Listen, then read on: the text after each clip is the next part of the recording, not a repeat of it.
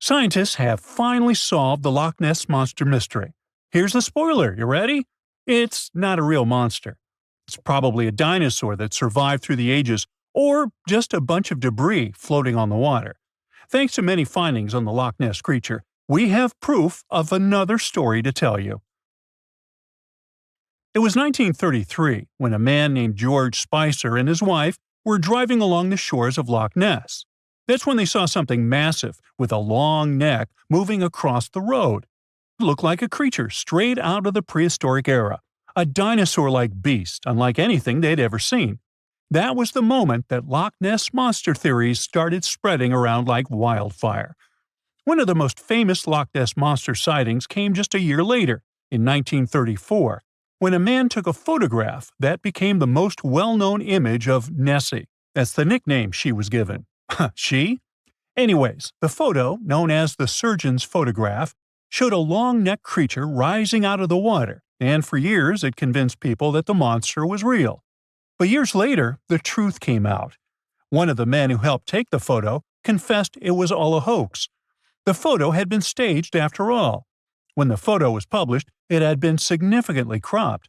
This made the animal in the picture look much bigger than in real life, fueling the theories that the Loch Ness Monster did in fact exist. In the 1960s, one of the first big scientific attempts to investigate the mystery of the Loch Ness Monster happened.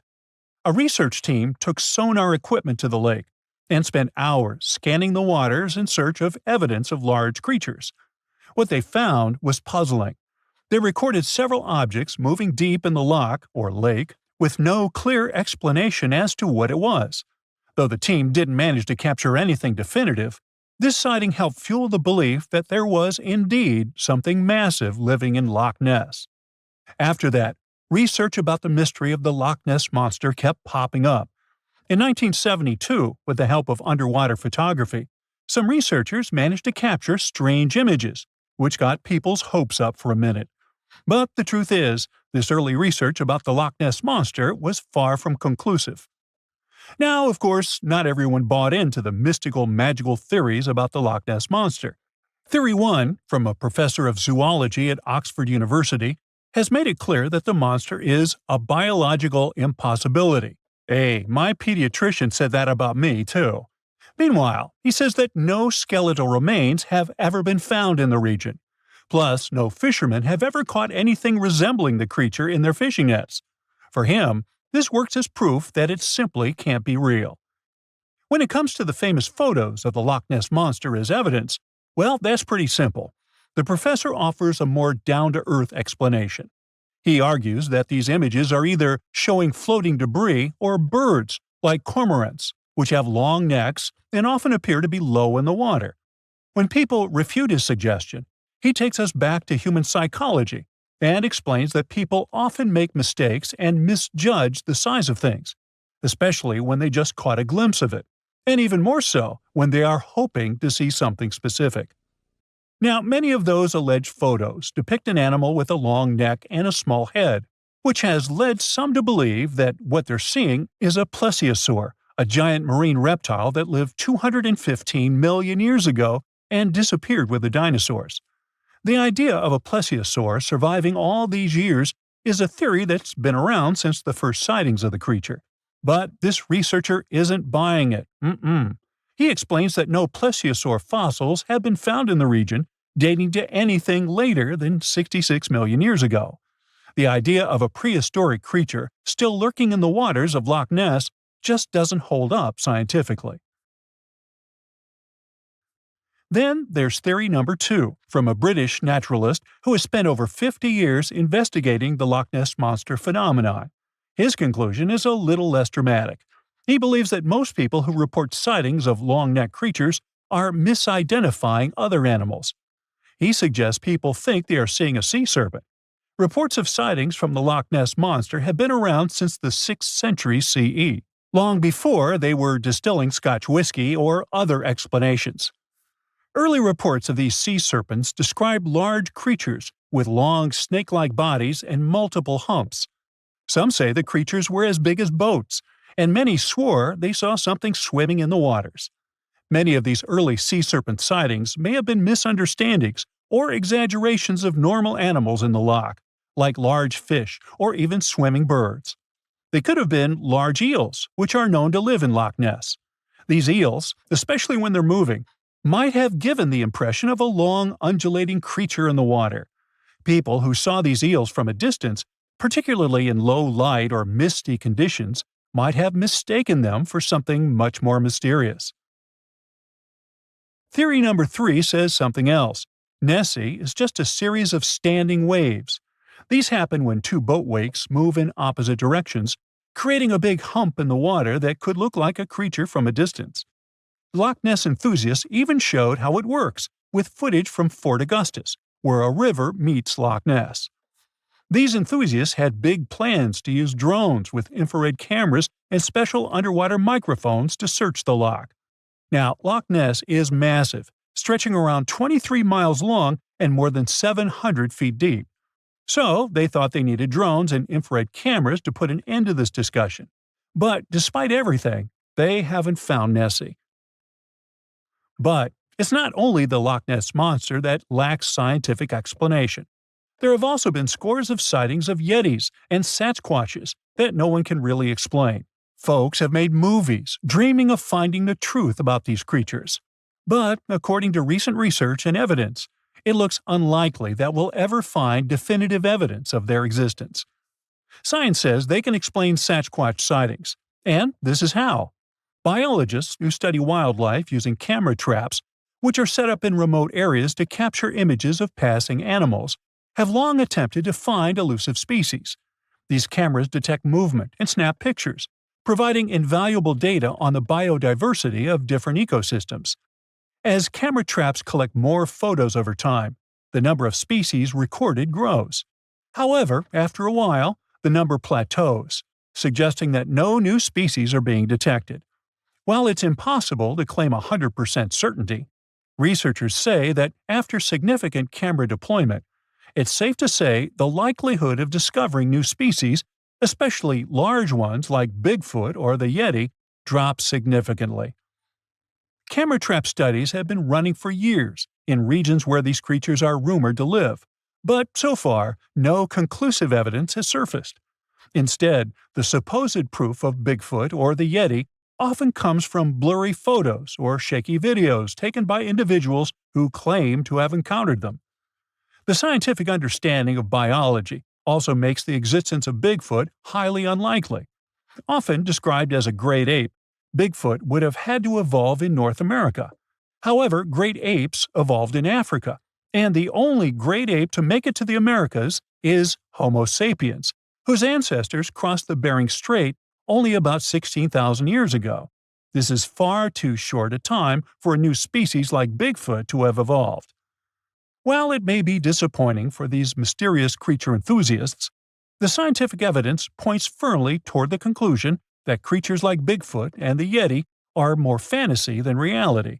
After decades of extensive scientific research, it's safe to say that yes, science has solved the mystery of the Loch Ness Monster, and it's pure fiction. So, what do you think? Turns out the Loch Ness Monster might just be a massive eel. The researchers dug into eel stats to see if this theory held any water. Now, when it comes to the size of Nessie, estimates vary. Some say she's around 3.5 to 6.5 feet, while others claim she's larger, some 49 to 66 feet. But the scientists realized that these size estimates didn't quite match up with the loch's biomass. So they started thinking that maybe there could be multiple smaller Nessies swimming around. They dove into catch data from Loch Ness. Turns out the majority of eels in the loch, or lake for us non-Scots, are on the smaller side. So even though you might spot some large eels splashing around, they're not likely responsible for those sightings of enormous creatures. The researchers think it could be wave phenomenon or random animals taking a dip. But the Loch Ness Monster mystery can't be solved by super eels after all. The Loch Ness Monster is actually not from Scotland. Turns out, this real-life creature lived in the freezing waters of Antarctica about 70 million years ago. In 2019, researchers discovered fossils of a huge, prehistoric marine reptile that looked a lot like what people described as Nessie. This beast was terrifying, measuring up to 36 feet long with a massive giraffe-like neck. It also weighed around 15 tons, which is about the size of 3 elephants. Next up on our list of huge animals is a penguin. I know penguins aren't exactly what you'd call big, but scientists have just found what they think might be the biggest penguin ever, the Kumimamu fordici. It's believed that these giant birds were hanging around New Zealand about 55 million years ago, and they were huge, weighing over 330 pounds. That's about 5 times the size of the emperor penguins, which are considered the largest penguins alive today. Now, let's move on from massive creatures to something much smaller.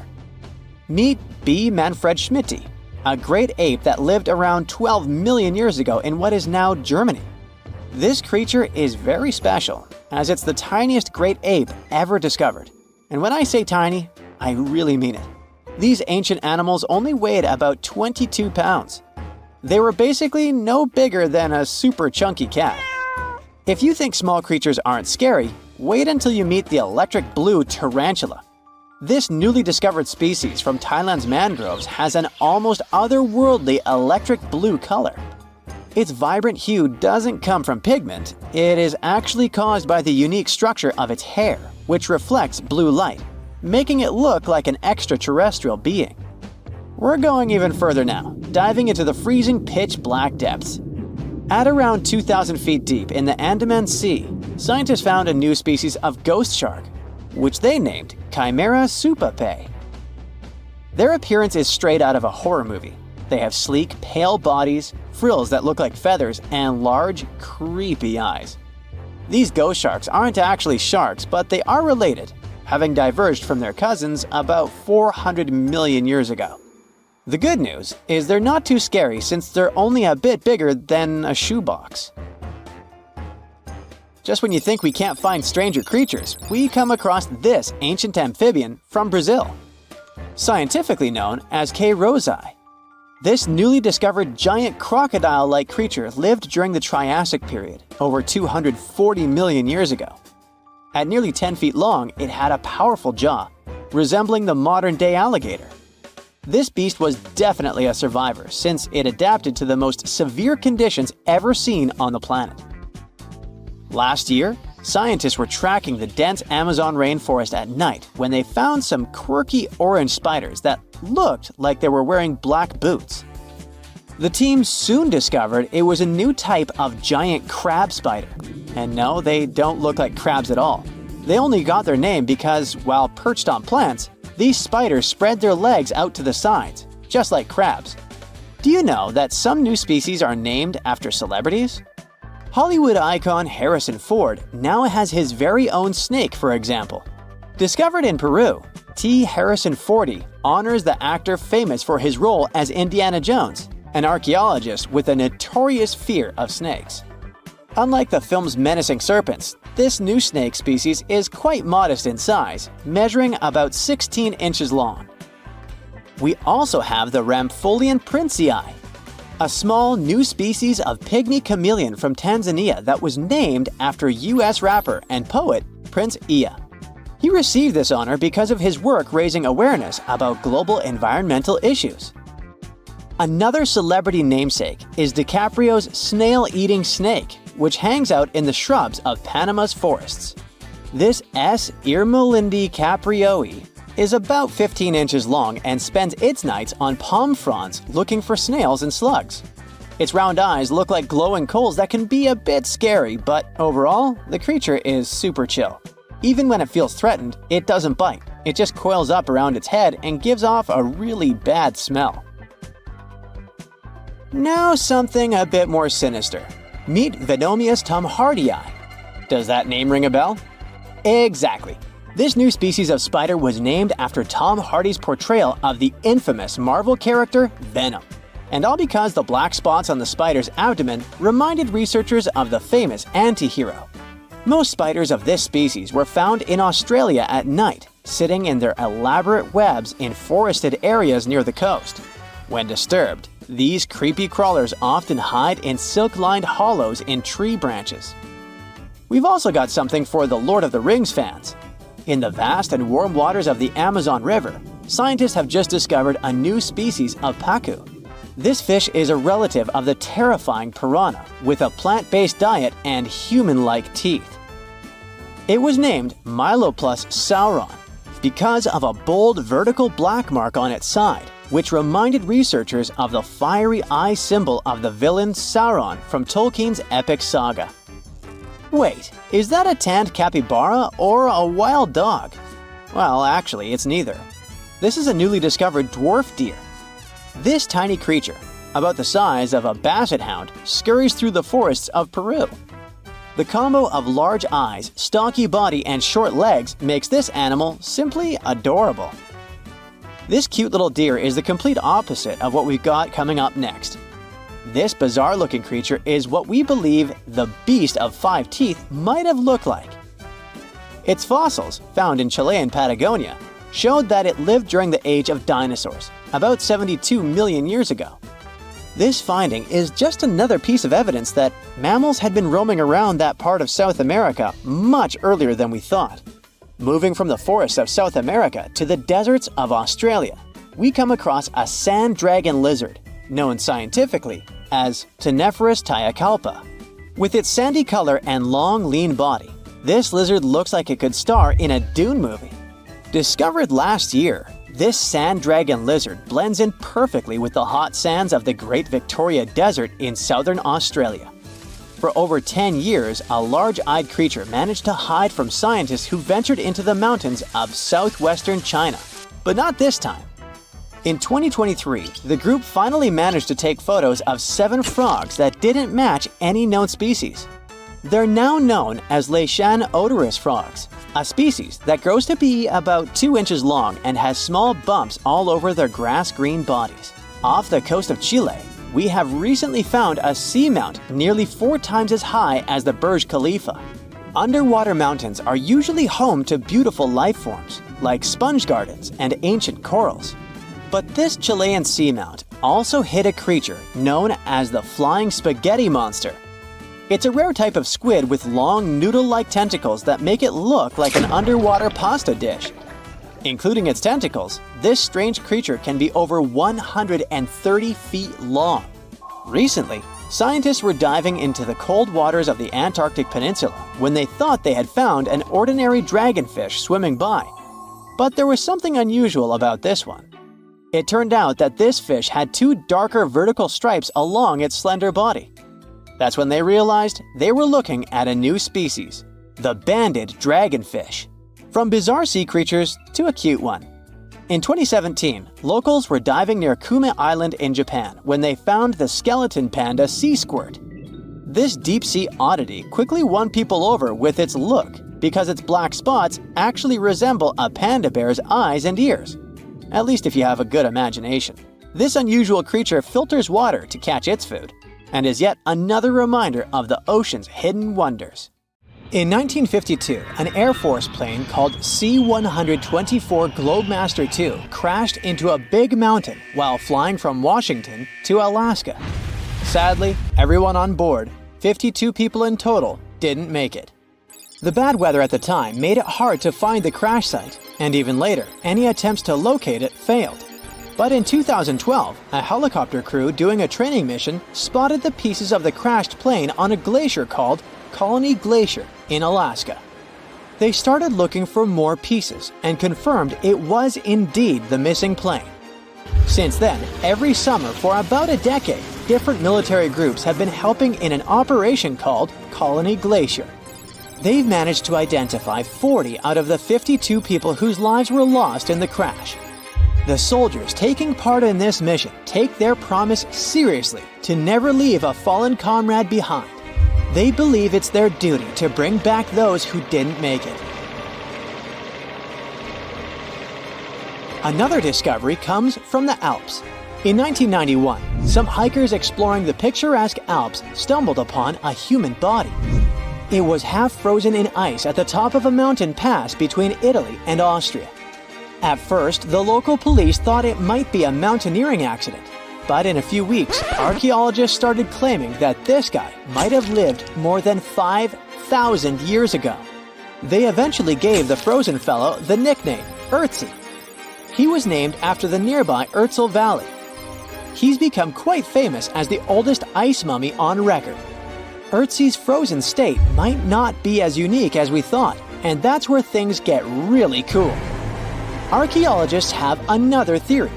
See, at first, everyone was convinced that Ötzi marked the start of a cooler period because he had been frozen in the ice without any interruptions since he had lost his life.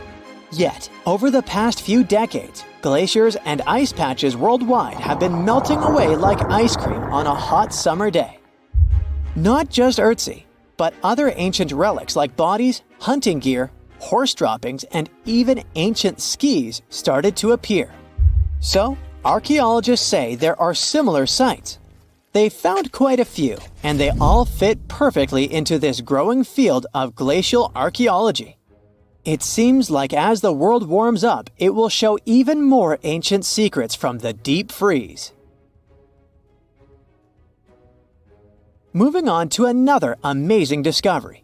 In 2018, William Taylor and Nick Jarman were exploring the snowy slopes of Mongolia's Altai Mountains. They found an ancient treasure trove hidden in the ice. Inside the trove, they found a well-preserved 3,000-year-old arrow shaft adorned with ochre markings. It was in pristine condition, a rarity for organic items that old. They found other items too, like a bronze arrowhead with bits of animal sinew still attached. All of these relics had been untouched for hundreds of years, since they had been locked in the ice. In Mongolia, rising temperatures have melted ice patches that remained frozen for centuries. Similar discoveries have been made in the Yukon, US, Italy, Siberia, and Norway. Thousands of sites have been identified. Yet, scientists are racing against time to document and preserve these artifacts before they're lost forever. The study of these artifacts challenges the definition of these environments as wildernesses and shows how indigenous people coexisted with nature there. Sometimes people find simple items too, as simple as a sandal.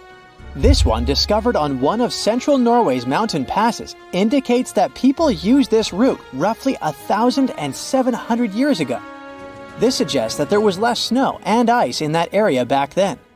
The sandal, dating back to around 300 BCE, resembles Roman sandals of that era.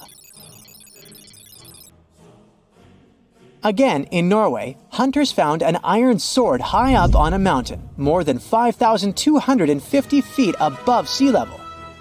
There's no nearby burial site, and it's puzzling why someone would have a sword in such a remote location. Archaeologists speculate that the owner might have become lost. Then, in 2011, unusual objects resembling giant slingshots began to emerge as the ice melted. Radiocarbon dating suggests that this particular object was crafted around 400 BCE. It measures over 3 feet long and has knife cuts. Those puzzled archaeologists until one team member recognized them as tang, or pliers, used to secure loads on sleds when transporting hay or leaving for animal food. People in the area used hay sleds with pliers until the 1950s, when tractors became more common. Now, let's get back in time to thousands of years ago. We can easily do that by looking at this woolly mammoth. This creature looks a bit like a cherished but slightly worn-out toy. This ancient giant, whose heyday was 39,000 years ago, is the best preserved mammoth ever found. Even its signature shaggy hair is surprisingly well preserved, having been trapped in glacial ice until its recent discovery in Siberia. This remarkable animal is stepping into the limelight in Yokohama, Japan. Scientists are running tests that might bring this extinct species back to life. When they stumbled upon this female mammoth, they uncovered a hidden treasure, a sample of her blood preserved beneath the ice. So they believe this ancient blood could hold the key to resurrecting the mammoth. They also found well-preserved muscle tissue. She was between 50 and 60 years old when she met her icy fate.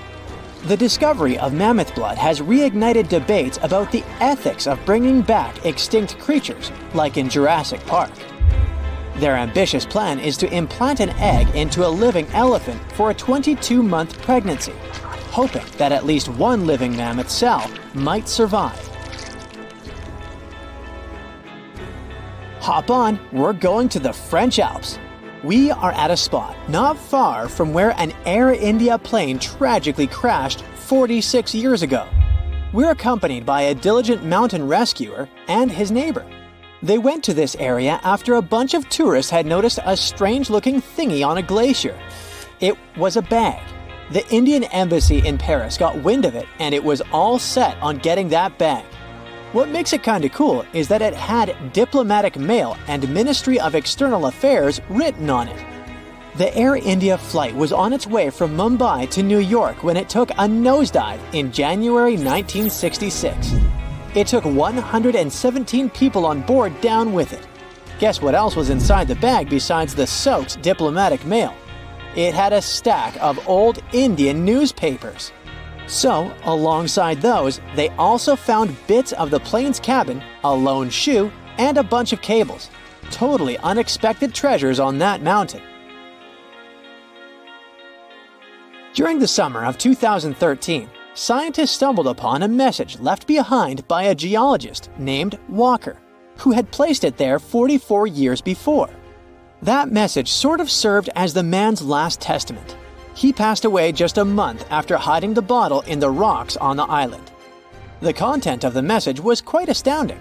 In 1959, Walker had measured the distance from those very stones to the glacier's edge, and it clocked in at a mere 167 feet. By 2013, that distance had ballooned to 400 feet. Researchers are convinced that this stark contrast between the two measurements underscores the consequences of ongoing global warming. Imagine the melting ice in Norway's mountains as a time machine revealing a treasure trove. Nearly 800 Viking artifacts tucked away for over 1,000 years have been unearthed.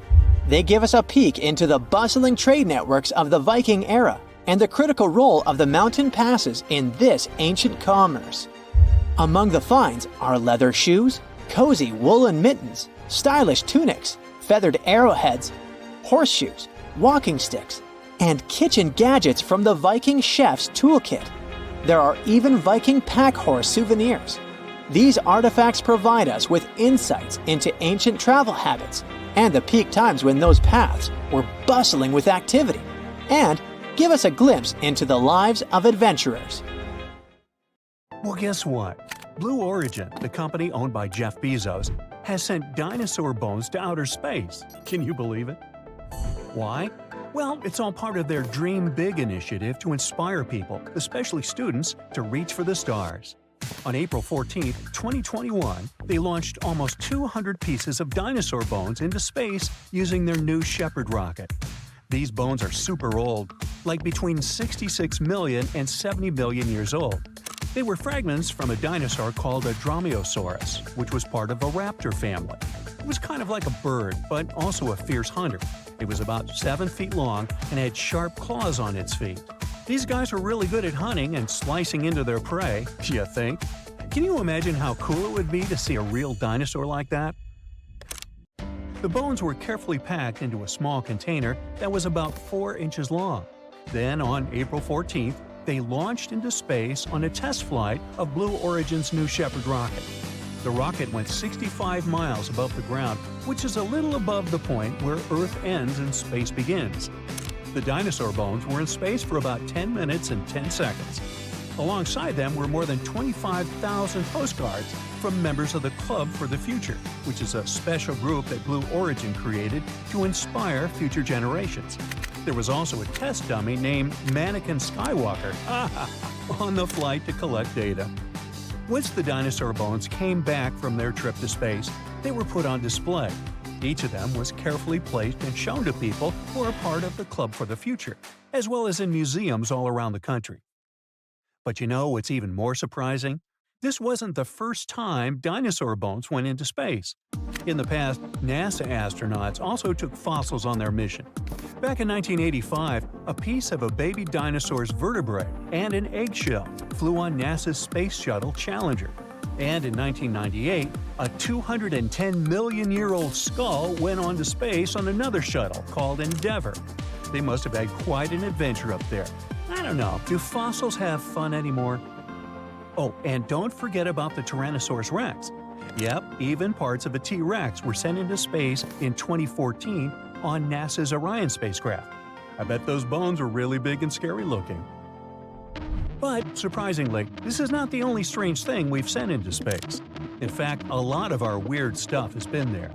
For example, back in 2018, Elon Musk, the guy behind SpaceX and Tesla, did something totally wild. He sent his own shiny red Tesla Roadster into space.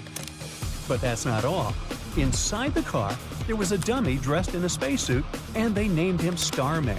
How cool is that? Originally, the plan was to put the car in orbit around Mars, but something unexpected happened. The car went way past Mars and got stuck going around the Sun instead. Can you imagine driving a car around the Sun? It takes almost 560 days for the car to complete one lap. It's almost a 2-year-long trip. As of June 2023, they have completed more than 3.5 orbits around the Sun and have traveled over 2.5 billion miles. That's like going around the Earth over 100,000 times. The car has definitely gone above and beyond its normal driving limits. What's that they say about your mileage may vary? Unfortunately, Starman doesn't send us any new pictures anymore. It's been a while since we heard from him. Scientists think that both the car and the dummy passenger may have suffered some damage during their cosmic adventure. But, oh well, it was inevitable. It's space after all. Now, another strange thing that will be launched into space is the president's hair. Yep, you heard that right. On President's Day 2023, a company called Celestis made an unusual announcement. They're going to send some famous president's hair into outer space. Hair samples from George Washington, John Kennedy, Dwight Eisenhower, and Ronald Reagan were carefully collected and verified. This precious presidential hair will then be placed on the Enterprise spacecraft, which is going to launch from Cape Canaveral, Florida, sometime in the summer of 2023. But wait, that's not all. The spacecraft won't just carry president's hair. It will also have remains of other important people. One of them will be Gene Roddenberry, the creator of Star Trek. Some of his ashes were sent into space before, back in 1997, on Celestis' first flight. Well, I guess some of his remains still remain for a second trip. Now, here's the best part. The Enterprise spacecraft will not stay close to Earth. Oh no! It'll have a grander destination. It's set to travel beyond the farthest reaches of our solar system. It's going on an incredible journey into the unknown, from hair to eternity. Prices starting at $12,500 and up. But it's not as cool as a space party.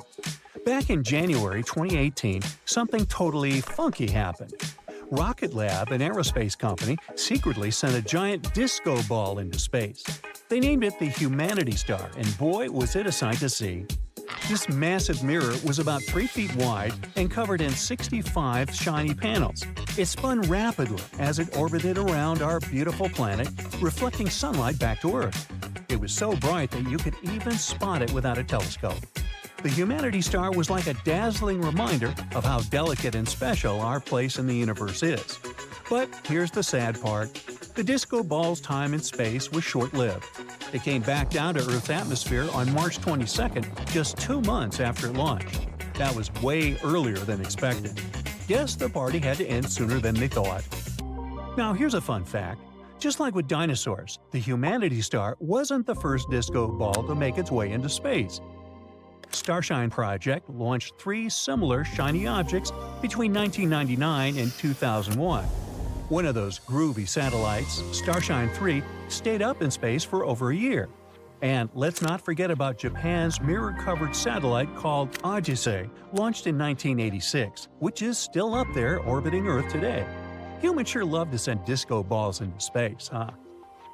Well, scientists also have a sense of humor. So, prepare for some interstellar monkey business. Sometimes astronauts like to dress up as animals while in space. Back in 2016, an astronaut named Mark Kelly had a hilarious plan. he smuggled a full-body gorilla suit to his twin brother Scott, who was staying on the International Space Station. Can you imagine a gorilla floating around in space? Well, it happened. There's even a video that went viral. Scott surprised another astronaut, Tim Peake, from the United Kingdom by chasing him through the different modules of the ISS while wearing the gorilla suit. And here's the twist. Tim Peake was actually in on the joke, so it was all a good-natured prank. Now here's a funny backstory. Mark Kelly had actually tried to send the gorilla suit to Scott in 2015. He hit it on a SpaceX Falcon 9 rocket, but sadly, the rocket went up in flames shortly after liftoff. Talk about bad luck for a gorilla suit. But do you know what item had better luck?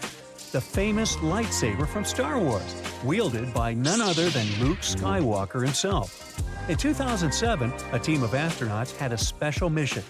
Alongside assembling the Harmony module on the International Space Station, they brought along Luke Skywalker's lightsaber. It was a tribute to the iconic movie series that inspired so many space lovers. The launch coincided with the 30th anniversary of the first Star Wars film, A New Hope. Fun fact, this lightsaber was Luke's second one, a cool green laser sword from Return of the Jedi. So these are the weirdest things we've sent into space. Next time you gaze up at the night sky, remember it's not just planets and stars out there. It's a cosmic playground filled with strange and wonderful objects from our very own Earth. And who knows what peculiar items will venture into space next?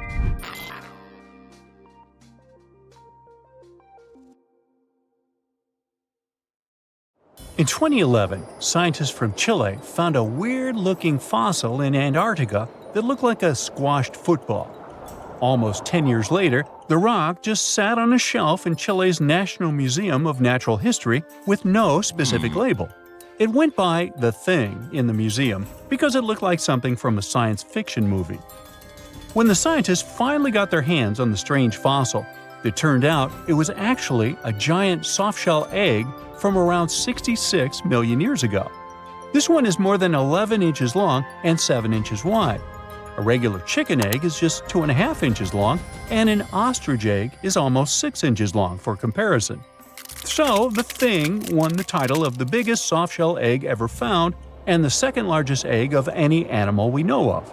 The only bigger egg that was ever found was that of the extinct Madagascan elephant bird, which is also 1.5 times as tall as Michael Jordan. The bird, not the egg. The Antarctic egg is also special because it's the first fossil ever found in this part of the world. So, whoever left it there must have been one big creature, probably a giant sea turtle that lived long ago, like a mosasaur. This is surprising because most scientists thought these creatures didn't even lay eggs, so this discovery could change what we know about them. The egg is also unique because it has a thin eggshell and no pores, which is totally different from most dinosaur eggs. It actually looks more like the eggs of lizards and snakes, but it came from a giant creature related to these animals. No known dinosaurs or flying reptiles from that time and place were big enough to lay such a huge egg, so it must have been a mosasaur after all. But we can't be 100% sure. Scientists did a lot of work and studied 259 types of living reptiles, like lizards and snakes, and their eggs. From this, they figured out that the mommy who laid the egg was probably at least 23 feet long, not counting her tail. During the late Cretaceous period, this part of Antarctica might have been like a nursery. Paleontologists have found bones of tiny mosasaurs and plesiosaurs in the same area, along with bones from the grown-up ones. Archaeologists in Norway made another cool but literally discovery and found dozens of arrows that have been hidden in ice for 6,000 years. They were melting out of a large ice patch in the high mountains, covering an area of about 45 football fields. In 2014 and 2016, when the summers were extra warm, scientists went to an ice patch called Langfoni to look around. They also found lots of reindeer bones and antlers there. Some of the arrows were whole and some in pieces, along with 5 arrowheads around the melting ice patch. This is more arrows than have been found at any other frozen site in the world. Some of the 68 found arrows date back to the Neolithic period, and the newest ones are from the 14th century of the Common Era. Ice is like the perfect time machine that can preserve whatever ends up there in an almost perfect condition. Langfone became famous as one of the first ice patch sites after a local hiker found a 3,300-year-old leather shoe right next to its edge. Scientists are studying places like this to understand how people use these sites and how the ice patches from Norway to North America changed over time. Now, once upon a time, around 32,000 years ago, to be exact, a squirrel buried some seeds near a river in Siberia. Am I the only one getting the Ice Age vibes? Anyway, these seeds belong to a plant with cute white flowers.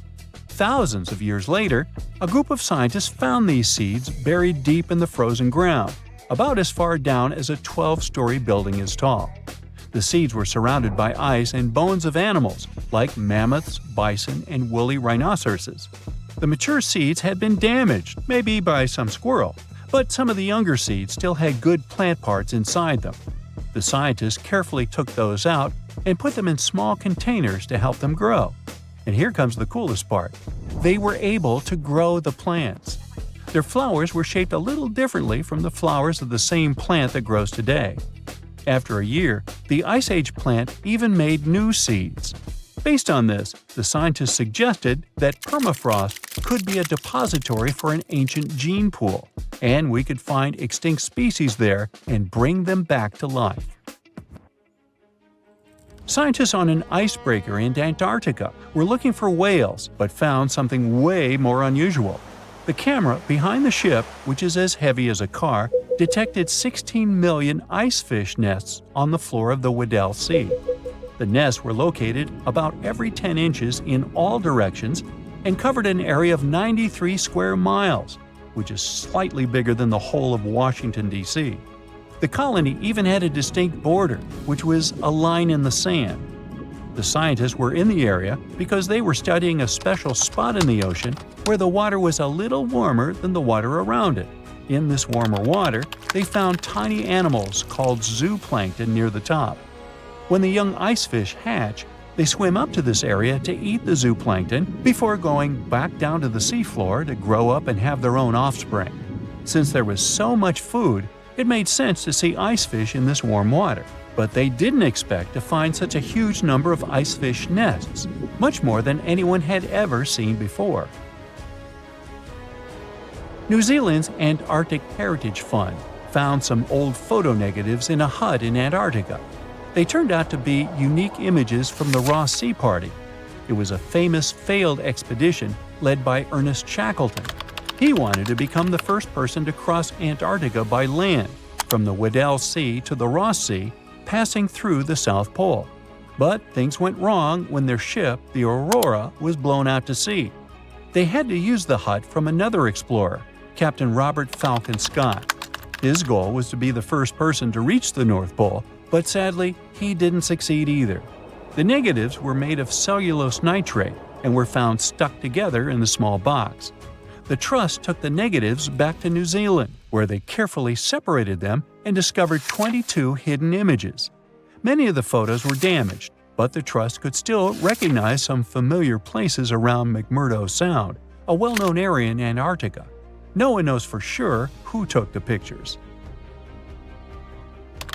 In December 2021, some scientists noticed a strange mark on the Larsen Ice Shelf, a giant sheet of ice off the eastern coast of Antarctica.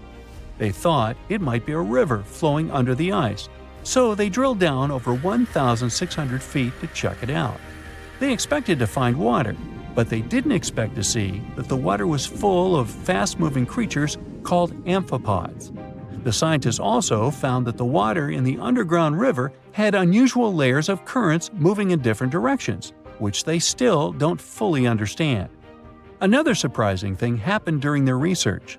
On December 20th of the same year, a volcano erupted far away in Tonga, and the pressure waves from the eruption were detected all the way down in the ice river in Antarctica. It shows how everything on our planet is connected, even in the most distant places.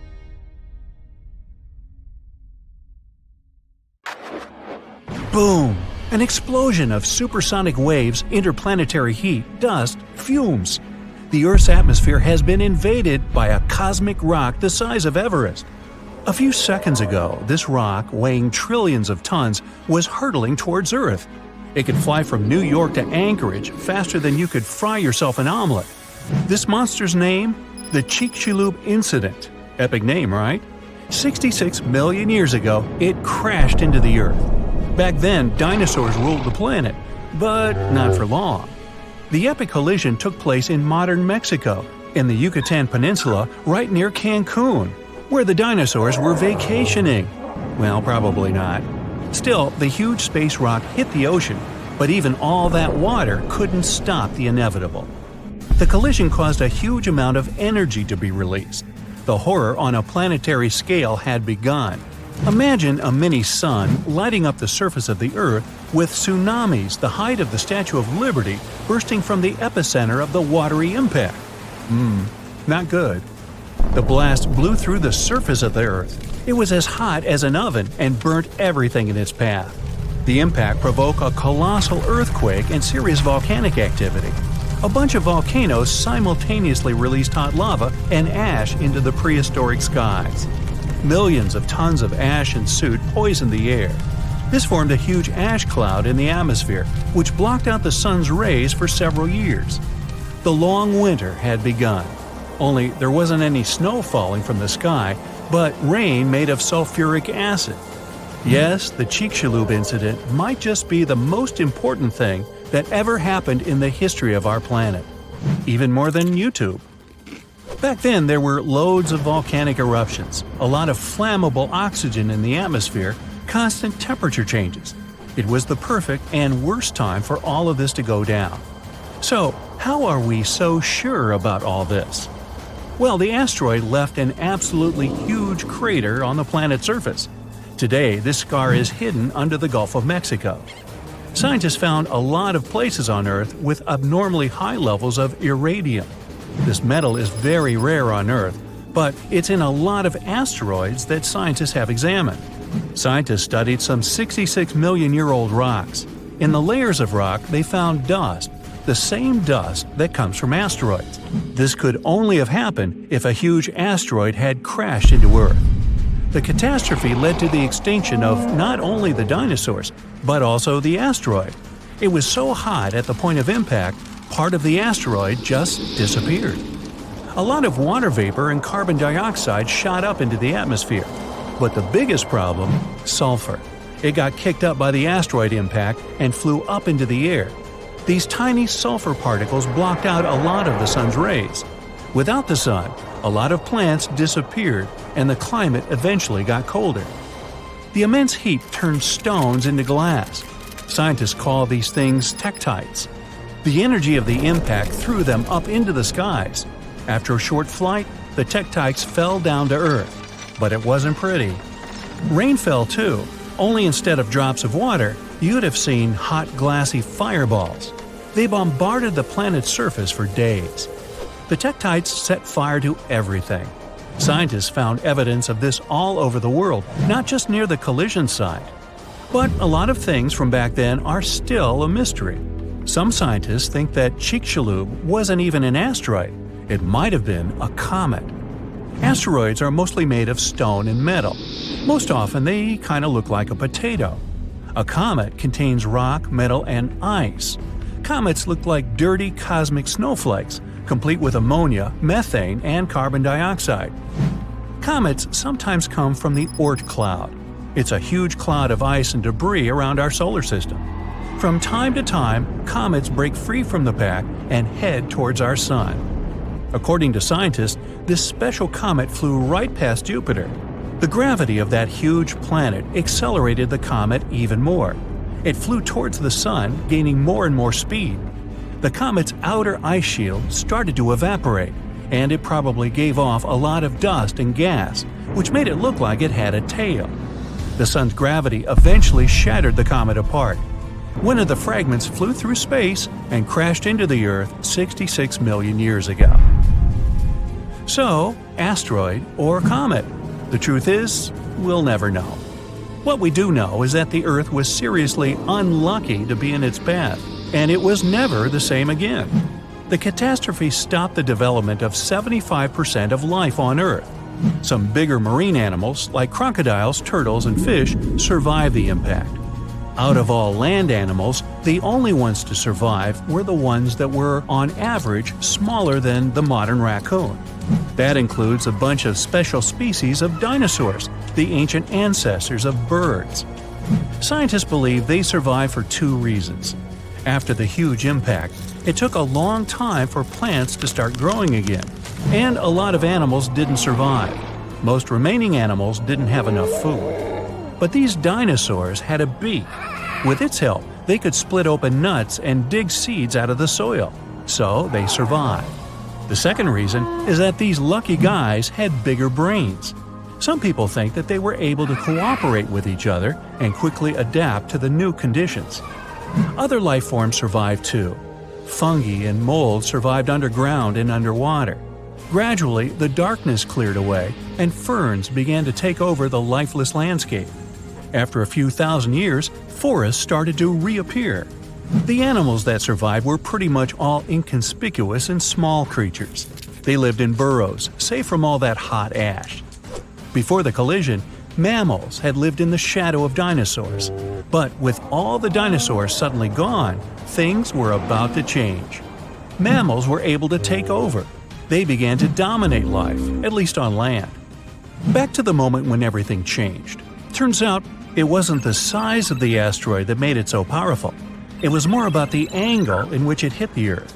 If the angle of impact had been different, the dinosaurs might have even survived the catastrophe. So, what would that have looked like? Well, let's travel back, way back. Oh no, there's a giant asteroid heading for Earth. Oh, wait, never mind, it missed. Whew. There are plenty of earthquakes, tsunamis, and volcanic eruptions every day, but dinosaurs don't mind that much. No big deal. Fast forward a few million years, and most of these ancient lizards have changed and are now unrecognizable.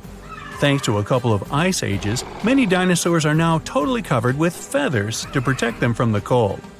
Mammals exist, but they're few and far between. You see a lot of bats in caves. There are tons of rat-sized rodents in the forests. During the day, they hide in the undergrowth or in burrows. At night, they go out in search of food. There are no horses, no elephants, or other large mammals. Why become large and eatable when there are so many dangerous reptiles with huge fangs around? There are no whales in the sea. Parrots, hawks, and pigeons are nowhere to be seen. But pterodactyls 2.0 whiz past you constantly. Some are about the size of a helicopter, while others are no larger than a swan. There are plenty of primates, but they're in no hurry to climb down from their trees and walk on two legs. No venturing out into the savannah, no evolution into Homo sapiens. In this alternate reality, open spaces are very dangerous. But then again, so are forests and trees. Nowhere is safe. To get some delicious primate treats, many smaller dinosaurs learned to climb trees. This was already happening back in the Cretaceous period, right before that huge asteroid just missed Earth. Whew, that would have been an epic collision. Dinosaurs have grown wiser since that near miss. Some are even as smart as a modern chicken. A large brain uses a lot of energy, and that's not always a good strategy for survival. Safer to keep brains small and keep making those teeth bigger and pointier. 66 million years ago, I wasn't around then, a huge asteroid hit the Earth and triggered the mass extinction of almost all living creatures on the planet, including dinosaurs. Had the space object crashed somewhere else, some dinosaurs would have been able to survive and still live nowadays. According to some research, the asteroid had about 1 in 10 chances of wiping out the dinosaurs and other animals of that time. It was way more likely to just hit the ground without any strong destructive consequences. To understand how things could have turned out if the place of the collision had occurred elsewhere, we need to find out what happened that day and why the disaster turned out to be so devastating. This huge space rock fell into the coastal area of the Yucatan Peninsula in Mexico. This caused a chain reaction that triggered natural disasters around the world. The place the asteroid hit is called Chicxulub Crater. Now half of this area is underwater. The asteroid was about 7.5 miles in diameter and moving at a speed of 27,000 miles per hour. This rock, bigger than Everest, was rushing toward Earth faster than the speed of sound by almost 40 times. Wow.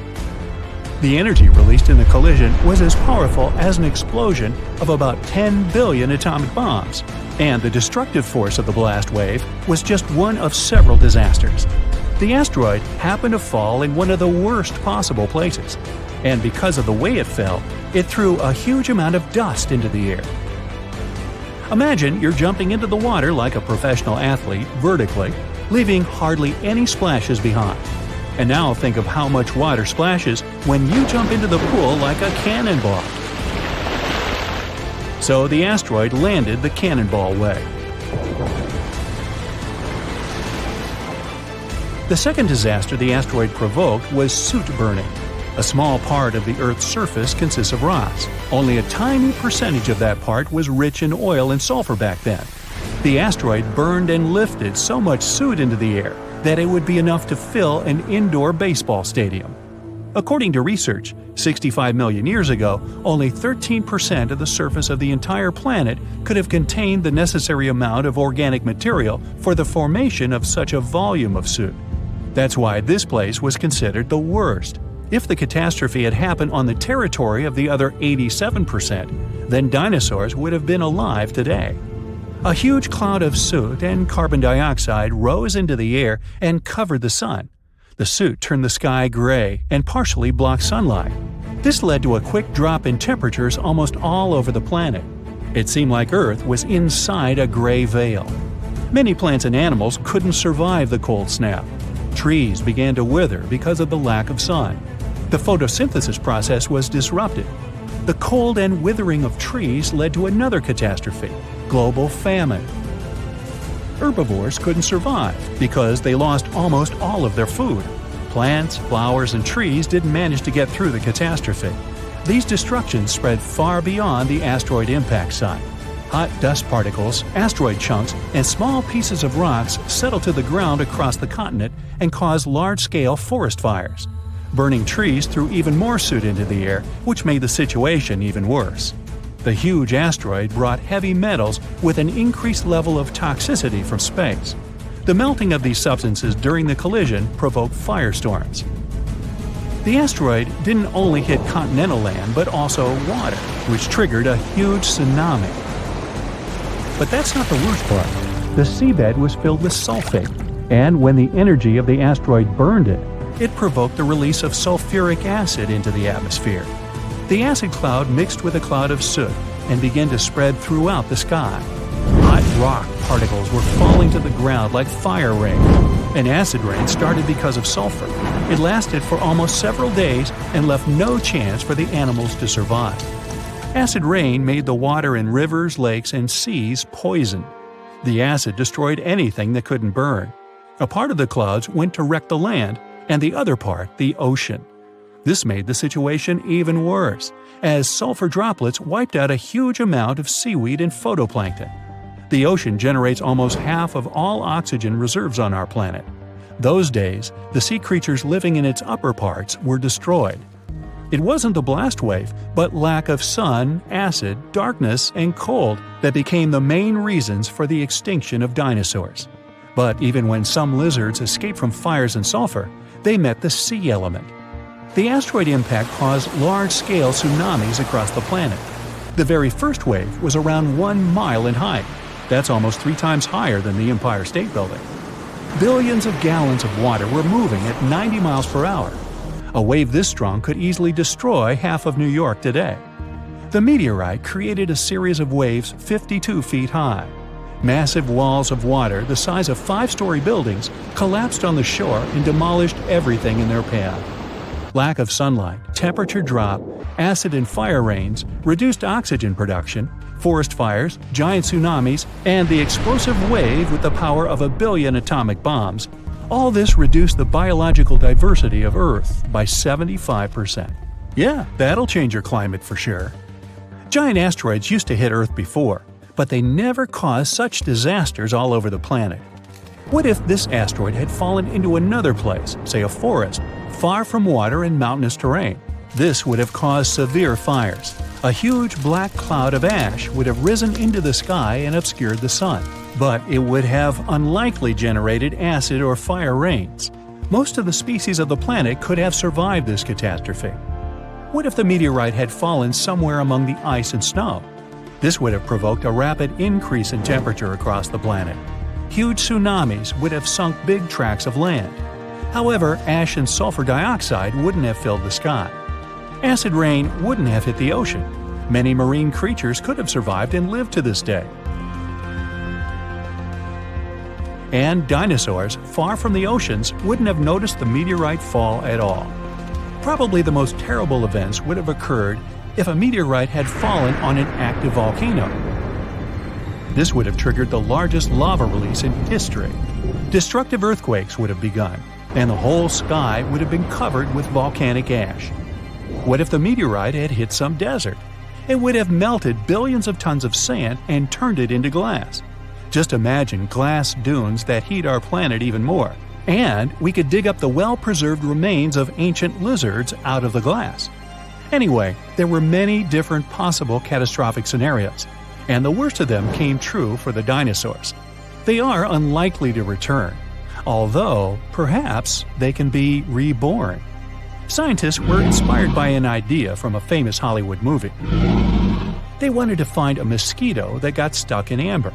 They would extract dinosaur DNA from it. But there was a problem with this. The oldest DNA sample they managed to find was 1 million years old. Dinosaurs were extinct about 66 million years ago. Besides, DNA is a very fragile thing. The probability that it could have been preserved intact somewhere for so long is very small. So, instead of searching for this ancient dinosaur DNA, scientists decided to take DNA from the closest ancestors of these lizards, birds. Over millions of years of evolution, dinosaur paws could have turned into wings, and elongated mouths could have become beaks. Pelicans are very similar to pterodactyls, ostriches resemble velociraptors, and chickens are very much like T-Rex. Okay, let's just stop and imagine for a moment a chicken the size of a T-Rex. Hey, you want a piece of me? Now, the common chicken is recognized as the closest relative of the huge lizard. Remove the plumage from it, cover it with scales, give a toothy mouth instead of a beak, and attach a long tail. And you get a real mini Tyrannosaurus rex by body structure and movement. Deep in its DNA, there are similar genes that formidable predators have. With the help of genetic engineering, scientists plan to play with its DNA and try to reverse the evolution, which means breeding dinosaurs can become a reality. Well, that could come back to bite you. We've all been afraid of the dark at some point in our lives, haven't we? I mean, do you remember getting tucked into bed by your mom or dad after they read you some scary fairy tale with monsters and dragons, or even dinosaurs? But just as your parents were about to turn the lights off and silently step out of your room, you remembered. What if there was something hiding under your bed? Or worse, what if some spooky creature was stuck somewhere in the closet? You could probably get up and check, but it was too dark out there. Wouldn't it be great to have some source of light that would come from within your body? You could always use it whenever you get surrounded by darkness. Unfortunately, as humans, we aren't able to do that. But there are a bunch of creatures out there that can, in fact, light themselves up. That's thanks to a little something scientists call bioluminescence. Animals and fish living in the ocean tend to have this talent more often than others. And you can find these creatures anywhere, close to the surface or deep down at the bottom. 2.5 miles deep if you have a knack for numbers. These creatures use their light for a lot of things, like communicating with other members of their species, luring in prey, and even scaring away enemies. Bioluminescence is basically an organism's ability to emit its own light. Chemistry has a lot to do with it. Such animals use two chemicals, one called luciferin and the other called luciferase. Add a bit of oxygen and bam! Light! Should you ever wonder if you actually observe bioluminescence or if someone just dropped a glow stick in the ocean, be on the lookout for neon blue, green, or even red sparkles in the sea. They're usually spread over a large area. This can even make the water look like glitter or a starry sky. You can thank squid, tiny crustaceans, and algae for this romantic atmosphere. Now, I've got another unusual phenomenon for you. How about a golden waterfall? I'm not kidding, it actually exists, and it's a natural phenomenon. To see it, you have to drive to Yosemite National Park to the Horsetail Fall. Make sure to plan your trip in winter or early spring. That's the only time during the year when you can see this awesome phenomenon. It doesn't need any scientific explanation.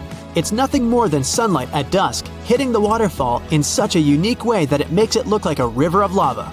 Or gold, your choice. That's the reason why during this time of year, the Horsetail Fall is also named the Fire Fall. Unfortunately, this phenomenon is becoming less and less visible within the years, mostly because of drought and other issues connecting with the melting of snow. So, should you ever decide to visit, keep an eye on the waterfall since the effect is very brief.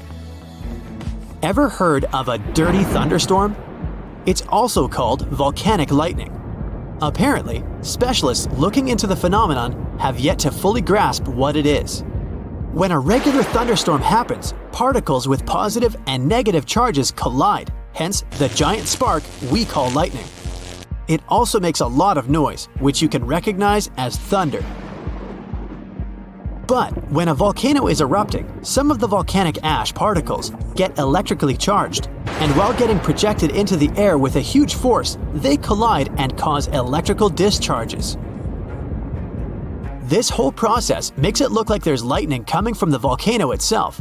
Imagine all that ash, gas, and smoke coming from the crater, and then add some electricity to the mix. It'll make the whole picture look really bizarre. No wonder this phenomenon is called the dirty thunderstorm. Now, how about clouds that look like waves? Those are called asperitas clouds, and they're actually quite close to the ground, unlike your regular day-to-day clouds. The name comes from the word aspero, which in Latin translates to rough or uneven. On rare occasion, you may spot such clouds when the weather is calm, but they're mostly associated with thunderstorms. These clouds appear during unstable atmospheric conditions, and surprisingly, they don't produce rain. Even though they do resemble dark storm-like clouds, they also create random patterns, tricking your eyes into thinking you're looking at the surface of the sea from under the water. Another impressive kind of cloud is called mammoth clouds. What makes them so special is a series of bulges emerging from the base of each cloud.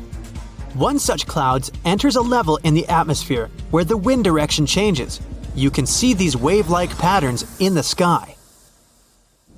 Australia is the place for you if you like surfing, but not all the waves you can catch there are made of water. Near a town called Hayden, there's a mysterious wave made out of rocks. This granite formation supposedly dates back to 2.63 billion years ago. That's way before dinosaurs started hanging around the planet. Standing at 49 feet high and 360 feet long, the wave was formed as a result of two processes: weathering and erosion. There's softer sediment at the base of the wave rock, which was chemically weathered by groundwater. Winds and rain did the rest of the job, causing the erosion of the rest of the formation. Its red, yellow, and gray stripes are made of iron hydroxide, carbonates, and other chemical compounds that were washed down by the rain. You've made it to Australia, so stick around a bit more. There's one more location here that seems unreal.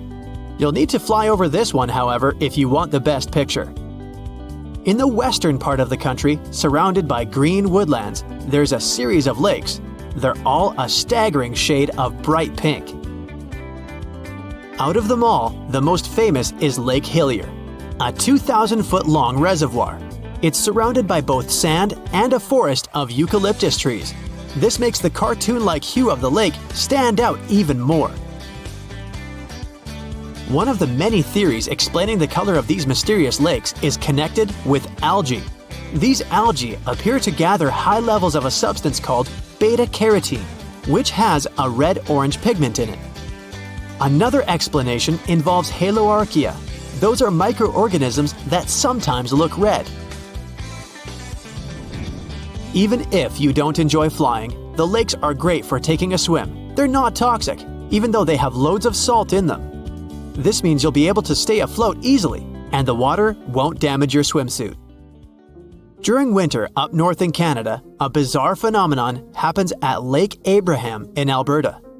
Underneath the frozen surface, you can spot some weird objects that look like frozen jellyfish. It's definitely not the case, as these creepy formations are just frozen methane bubbles. Those are pockets of gas that were trapped underwater and got stuck there after the lake had frozen. They appear when leaves and grass fall into the water and bacteria digest them. This process transforms them into methane. This phenomenon is as beautiful and strange as it is dangerous. The pockets of methane can easily become highly flammable. When the temperatures rise during the spring, the ice melts and these bubbles start popping and fizzing. It's a spectacular sight to observe. Picture a lake filled with soda. Remember not to bring any source of fire. It can be very dangerous for visitors. You can check out these types of lakes all across Canada's Banff National Park. Nature often tends to make its own music. Just listen to the sound of crickets at night, or the soothing noise of a waterfall. But in Bucks County, Pennsylvania, there's a strange geological phenomenon which takes nature soundtracks to a completely different level. These are called the ringing rocks, and scientists still can't explain their unusual behavior. If you strike these rocks with a heavy object, like a hammer or another rock, the stones will make a ringing sound, as if they were hollow, but they're not. What makes the ringing rocks even more bizarre, apart from the mysterious sound they make, is that no animal wants to hang around there.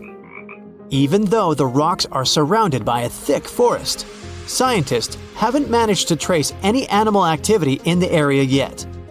Even more striking is the fact that despite all the trees around the rocks, you won't find any leaves lying on the boulders. What makes these rocks so unappealing for both animals and vegetation is still up for debate. The problem with that asteroid that destroyed dinosaurs was not that it fell, but where it fell. This colossal space rock found the worst place where it could land. Also, the angle at which it hit the ground was the most unfortunate. If it had fallen vertically, there would have been less destruction. But it fell at such an angle that it threw a huge amount of dust into the air. After the disaster occurred, tons of soot started burning. 65 million years ago, only 13% of Earth's surface contained the right amount of sulfur and oil needed to form a colossal amount of soot. If the asteroid had fallen on the other 87% of the territory, dinosaurs could still be living today, but it hit the worst place and lifted 1 million tons of burning material into the sky. A cloud of incandescent particles covered the sky and set off on a journey across the mainland. Then, these particles settled on the ground and caused large-scale fires. Trees were burning and sending more soot into the sky. But the asteroid collided not only with rocks, it fell on the coast in a place where the seabed was filled with sulfate. As a result of the collision, it started burning, which caused the release of sulfuric acid into the atmosphere. The air became poisoned. It seems the dinosaurs didn't stand a chance. And now, let's imagine the asteroid falling in another place, somewhere in the middle of the ocean. Huge waves flooded part of the land, but almost all kinds of dinosaurs survived. Or even better, the rock could have fallen somewhere in the desert and left behind a giant crater. That's all. Yes, several dinosaurs passing by wouldn't have survived the collision, but the situation wouldn't have been so critical in general. So, giant lizards remain dominant on our planet. They don't allow other animals to develop since Tyrannosaurus and other ferocious reptiles hunt mammoths and other ancient creatures. The population of mammals is decreasing. Velociraptors are fighting for territories with saber-toothed tigers and giant bears. A struggle for survival between dinosaurs and other animals begins. Then the Ice Age comes, and some reptiles don't survive. Then new players enter the field. Those are humans' early ancestors. Living side by side with dinosaurs is difficult.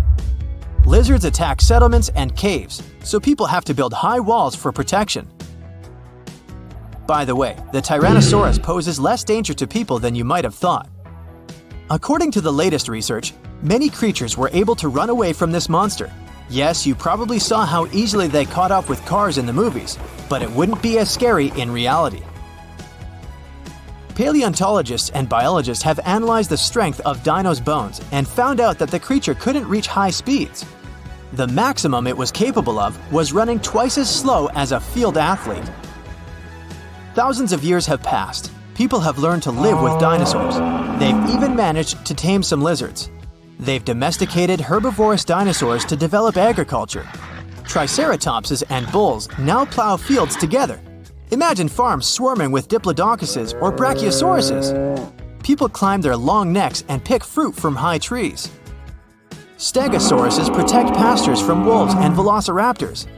Dinosaurs with shells, such as ankylosauruses, help people cross deserts. They, along with camels and donkeys, carry heavy loads. People share the planet with ancient lizards and live in harmony. The situation in the seas and oceans is much worse. Sea reptiles attack wooden ships and catch all the fish. Imagine that you're sailing to another continent with tons of grain, fabrics, fur, and other goods.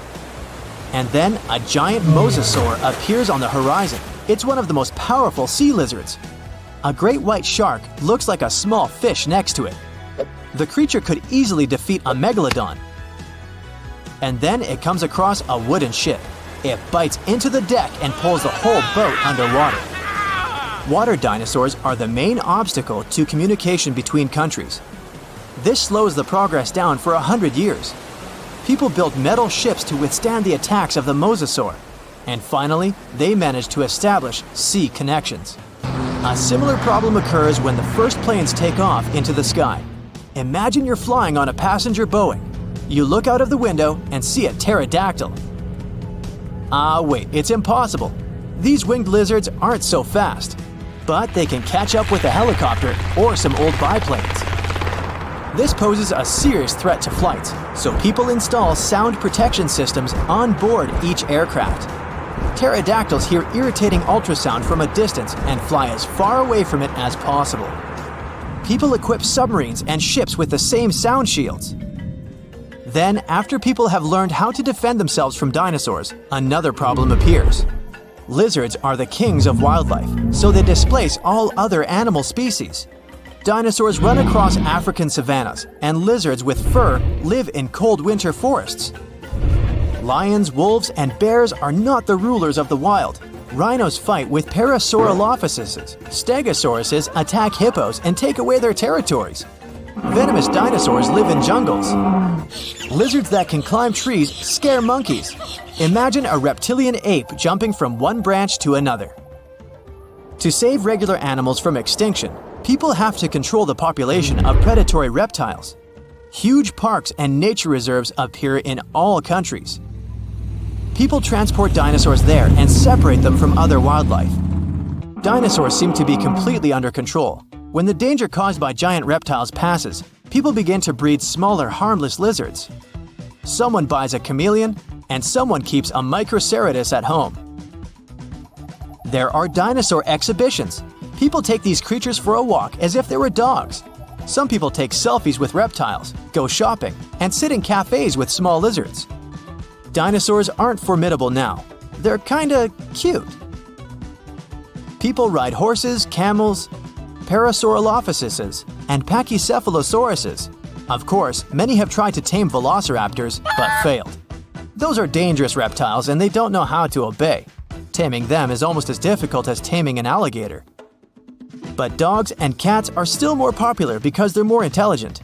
The brain of a dinosaur is almost the same as that of a chicken. But who knows, if they had lived to this day, perhaps they would have evolved into smarter creatures. Just imagine if dinos were intelligent. In this case, people would have a big problem. Some scientists think that even if a meteorite hadn't destroyed the dinosaurs, they wouldn't have survived to this day. they needed to carry their own colossal weight at all times. It was an enormous load on their bones and joints. Most dinosaurs wouldn't have been able to survive the Ice Age with such characteristics, but smaller lizards might have succeeded.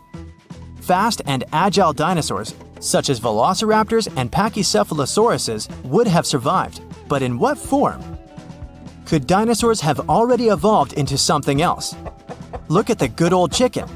Many scientists believe it's a direct descendant of the formidable Tyrannosaurus. Somewhere deep inside the bird's DNA, there are genes that the dinosaur had. Yep, it's hard to believe, but look at the chicken's body structure and how it walks. Remove the plumage, cover the creature with scales, and give it toothy jaws instead of a beak. And now, you have a mini T-Rex in the coop. And by the way, not only chickens might be the relatives of giant lizards, many birds are dinosaurs' living descendants.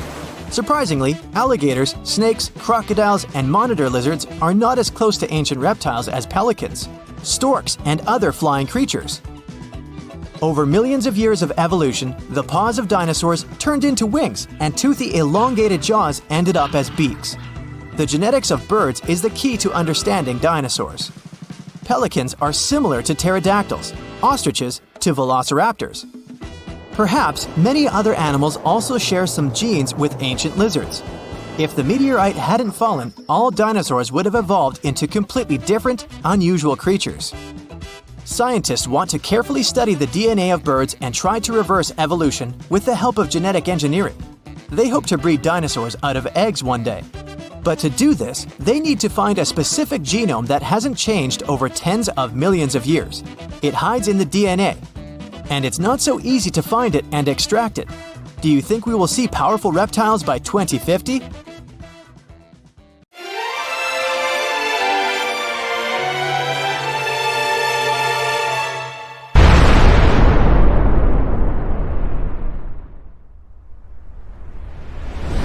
From tiny critters to colossal creatures, all animals are trying to escape from a wall of fire moving in their direction. The temperature is rising, and everything around starts catching fire. Soon, lots of animals and plants on Earth will cease to exist. This is the aftermath of a giant asteroid crashing into our planet. But what if dinosaurs had had critical thinking skills? They could have guessed what was going to happen, because this asteroid was visible a year before the impact. 1 year before the impact. With no city lights, all bright spots in the sky are stars. Some of them are planets reflecting the light coming from the sun, like Mars. But one of these dots is the asteroid. Later, it's going to be known as Chicxulub impactor. It got this name because of the region of modern-day Mexico where it fell. Anyway, at this point, the asteroid looks like a star. It has the same brightness as Neptune. You could even have photographed it with a high-quality camera. If only dinosaurs had thumbs. The impactor is now passing through Jupiter's orbit.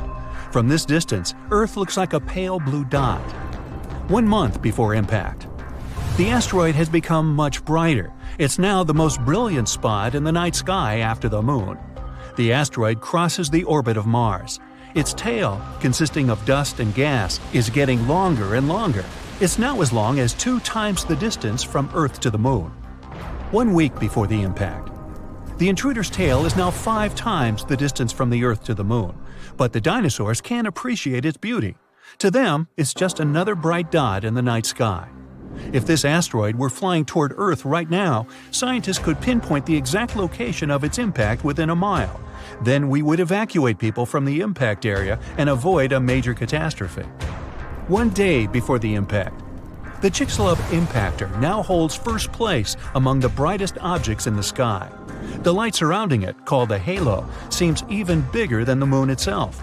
The asteroid is now passing through the Moon's orbit. It looks like a bright spot that leaves an ashy trail behind it. 1 hour before the impact. The light from the Chicxulub impactor is brighter than the full Moon, and its movement can be seen with the unaided eye. Nights on Earth aren't dark anymore. Only now, dinosaurs begin to feel anxious. All animals on Earth start to seek shelter. 10 minutes before the impact. The asteroid is now passing through Earth's orbit. Thousands of small fragments from its tail begin to fall on the planet. It looks like a meteor shower. So far, these fragments are too small. They all burn up in the atmosphere before reaching the surface of the planet. The asteroid is approaching South America. If someone was looking at it from Europe, it looked like a sunset. The bright dot of the Chicxulub impactor is falling behind the horizon. 2 minutes before the impact. Dinosaurs can now easily see the asteroid shape. If they knew how to do it, they could even estimate its size. It's a bit more than 6 miles across, which means it's almost the size of Manhattan Island, and the giant's weight is 15 plus 15 zeros pounds. It's flying toward the Yucatan Peninsula at a mind-boggling 7.5 miles per second. At that speed, you could get from New York to Los Angeles in around 10 minutes, but you'd kind of burn up on the way. 10 seconds before the impact. The Chicxulub impactor is now approaching the ground. A few more feet and bam! The night sky suddenly turns white. The flash is so bright that the sun isn't visible at this point. The asteroid's entry causes a powerful blast that can be heard on the other side of the world. The huge asteroid begins to burn because of friction with the air. It heats up and splits into many pieces. These pieces shower on Earth. After a few seconds, the largest part of the meteorite hits the ground. Its mass and speed provide the Chicxulub impactor with an enormous amount of energy. In the next moment, a super powerful explosion shakes the ground. The blast wave from the meteorite begins to spread out from the impact site. It rips out huge chunks of soil and trees and then pushes them to the ground like dominoes. The temperature of the blast wave is so high that everything around the impact site catches fire.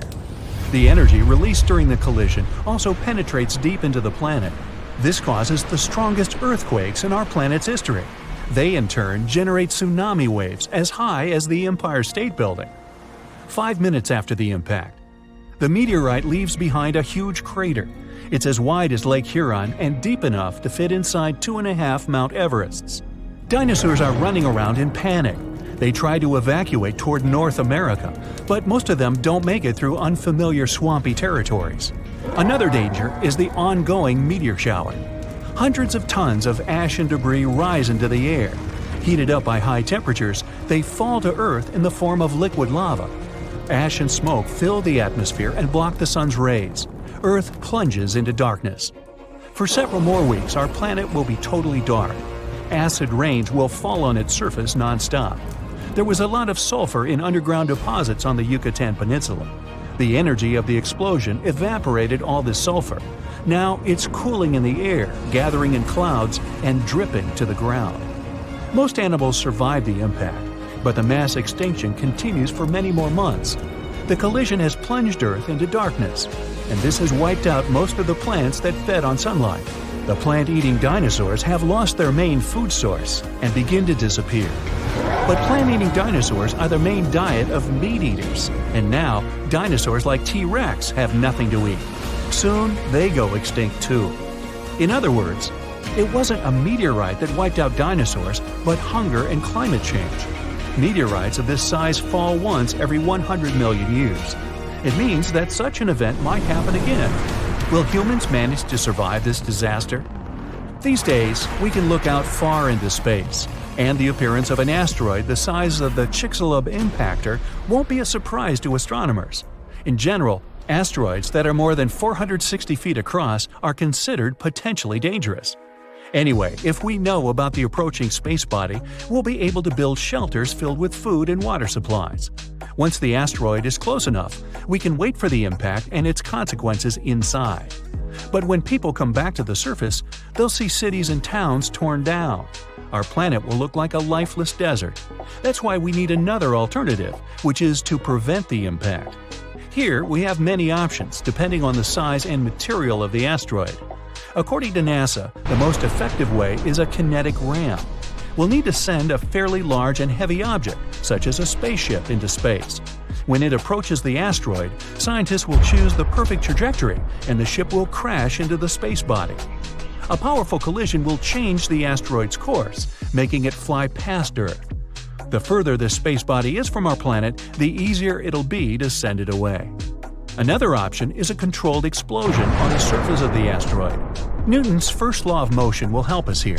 It says if a body is moving at a constant speed in a straight line, it will keep moving that way unless it is acted upon by a force. So, if we make a big enough explosion, or force, the asteroid will shift its trajectory. How much it moves depends on the amount of force applied to it. We can also blast the asteroid right from inside. In this case, there will be no need to change its trajectory. Instead, we'll try to turn one huge hunk of rock into a bunch of smaller fragments. They will burn up in the atmosphere and do no harm to our planet. Another way is a gravity tug. Every heavy object has its own gravitational force and gravitational field.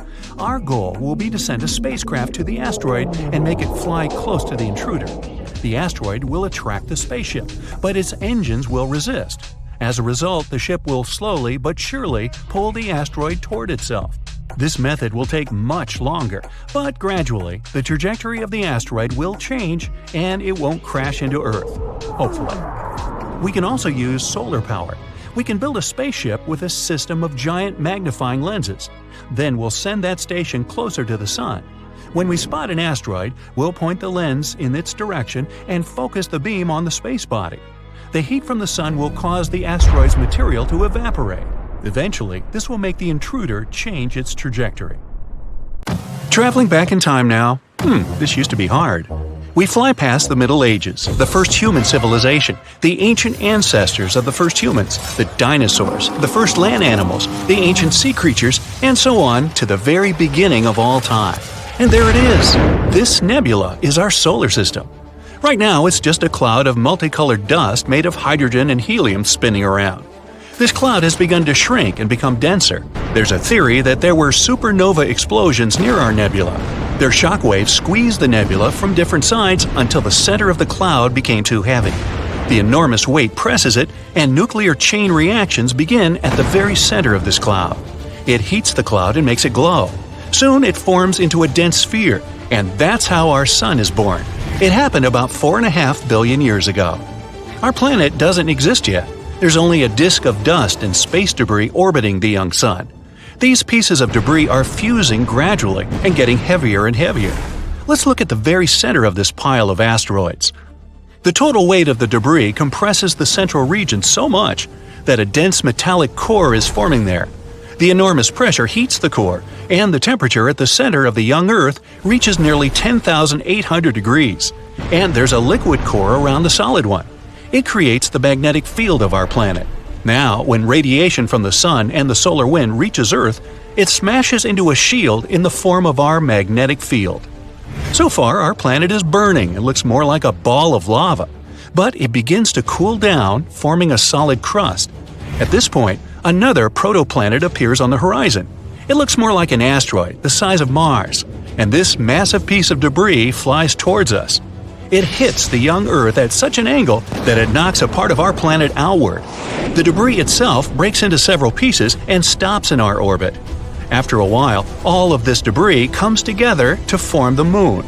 As a result of this collision, the Earth began rotating too fast. A day now lasts about 5 hours instead of the usual 24. But the Moon is heavy enough to slow our planet's rotation with gravity. Now, the Earth doesn't look like a hospitable place. The gravitational forces of the Moon are penetrating deep into the Earth and causing more volcanic activity. Also, meteorites are constantly falling here, causing frequent explosions on the surface. Ow! The gas that comes out of the volcanoes forms our atmosphere. The ice that was brought to our planet on meteorites evaporates. The vapor rises and turns into rain. This rainwater falls to the surface, cooling the hot lava and forming the first lakes and rivers. For several 100 million more years, Earth resembles the surface of Venus. It's a lifeless place with a bunch of volcanoes, acid rains, and no oxygen to breathe. The Sun wasn't as bright as it is now. Plus, the Sun's rays could barely pass through tons of volcanic dust in the atmosphere. But about 3.5 billion years ago, the first life appears here in the form of single-celled organisms that didn't need oxygen. They appeared in the shallow, warm parts of the ocean near the shore. These bacteria reigned on Earth for nearly 2 billion years throughout the Archean eon. They left stromatolites. These are stone pillars at the bottom of shallow, warm water. They're the product of simple organisms and bacteria. These bacteria evolved until they learned photosynthesis. Bacteria began to produce oxygen by absorbing the energy of sunlight. At first, this oxygen was spent on oxidizing rocks, but then excess oxygen began to fill the atmosphere. Plus, at this time, the first algae appeared, which also produced oxygen. This event is called the Great Oxidation Event, good name, which caused almost all living organisms to disappear from the face of the Earth. For simple organisms, oxygen was toxic, and the remains of bacteria and microorganisms sank to the bottom of the ocean. Many millions of years later, these remains will be recycled, and under the tremendous pressure of water and the Earth's crust, they will turn into oil. The Archean Eon ended with this catastrophe about 2.5 billion years ago.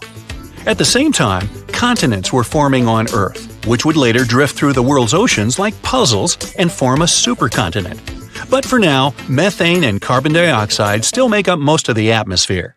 They cause the greenhouse effect and the rising temperatures on Earth. But the emergence of oxygen stops the greenhouse effect, and the temperature on our planet drops. An ice age, the so-called Huronian glaciation, which lasted from 2.4 to 2.1 billion years ago, begins. Scientists speculate that our planet was almost completely covered in ice at that time, even on the hot equator. A huge change when you consider that 2 billion years ago, our planet was like a ball and lava, but now it's like a block of ice. Earth, during the Huronian glaciation, was more like Jupiter's satellite Europa. There, too, is a thick crust of ice, under which there's a liquid ocean heated by the core. The evolution of the Sun saved our planet. Since its birth 4.5 billion years ago, it's been getting bigger and hotter. So, after 300 million years of an ice age, the Earth began to warm up. But almost all life there had been wiped out, and evolution has to start all over again. About 1 billion years ago, all of the continents of our planet were assembled into one hypothesized supercontinent, Rodinia, and all the oceans made up one colossal ocean of Miravia. 750 million years ago, that continent broke apart and huge chunks of land began drifting across the planet. Complex plants and multicellular organisms appeared just at this time. Algae, sponges, and fungi weren't the only inhabitants of the ocean. This is Sprigina. They're a kind of worms the size of a human finger. We have remains of these animals that are at least about 550 million years old. 541 million years ago, the Phanerozoic Eon began. The main event at that time is the Cambrian explosion. Life began to blossom on Earth, and a great variety of living organisms appeared. Mollusks and echinoderms like starfish and sea urchins appeared. Living organisms evolved, having not only an internal but also an external skeleton, like trilobites. Some of these things could reach nearly 3 feet in length. Their protective shells suggest that there were predators in the ocean. A food chain started forming at that time. At the same moment, the drifting continents fused again. This supercontinent has a different shape and is called Pannotia. Later, these continents drifted apart again and began to collide with each other. This led to the formation of mountain ranges. Then the continents met for the last time and formed the giant supercontinent Pangaea about 335 million years ago. Here we can already see the outline of the modern continents of Africa, North and South America, Australia, and Eurasia. One of the largest sea creatures ever, the Dunkleosaurus, appeared. Some individuals could be as long as a school bus and weigh as much as a large SUV. The land had a hot and humid climate.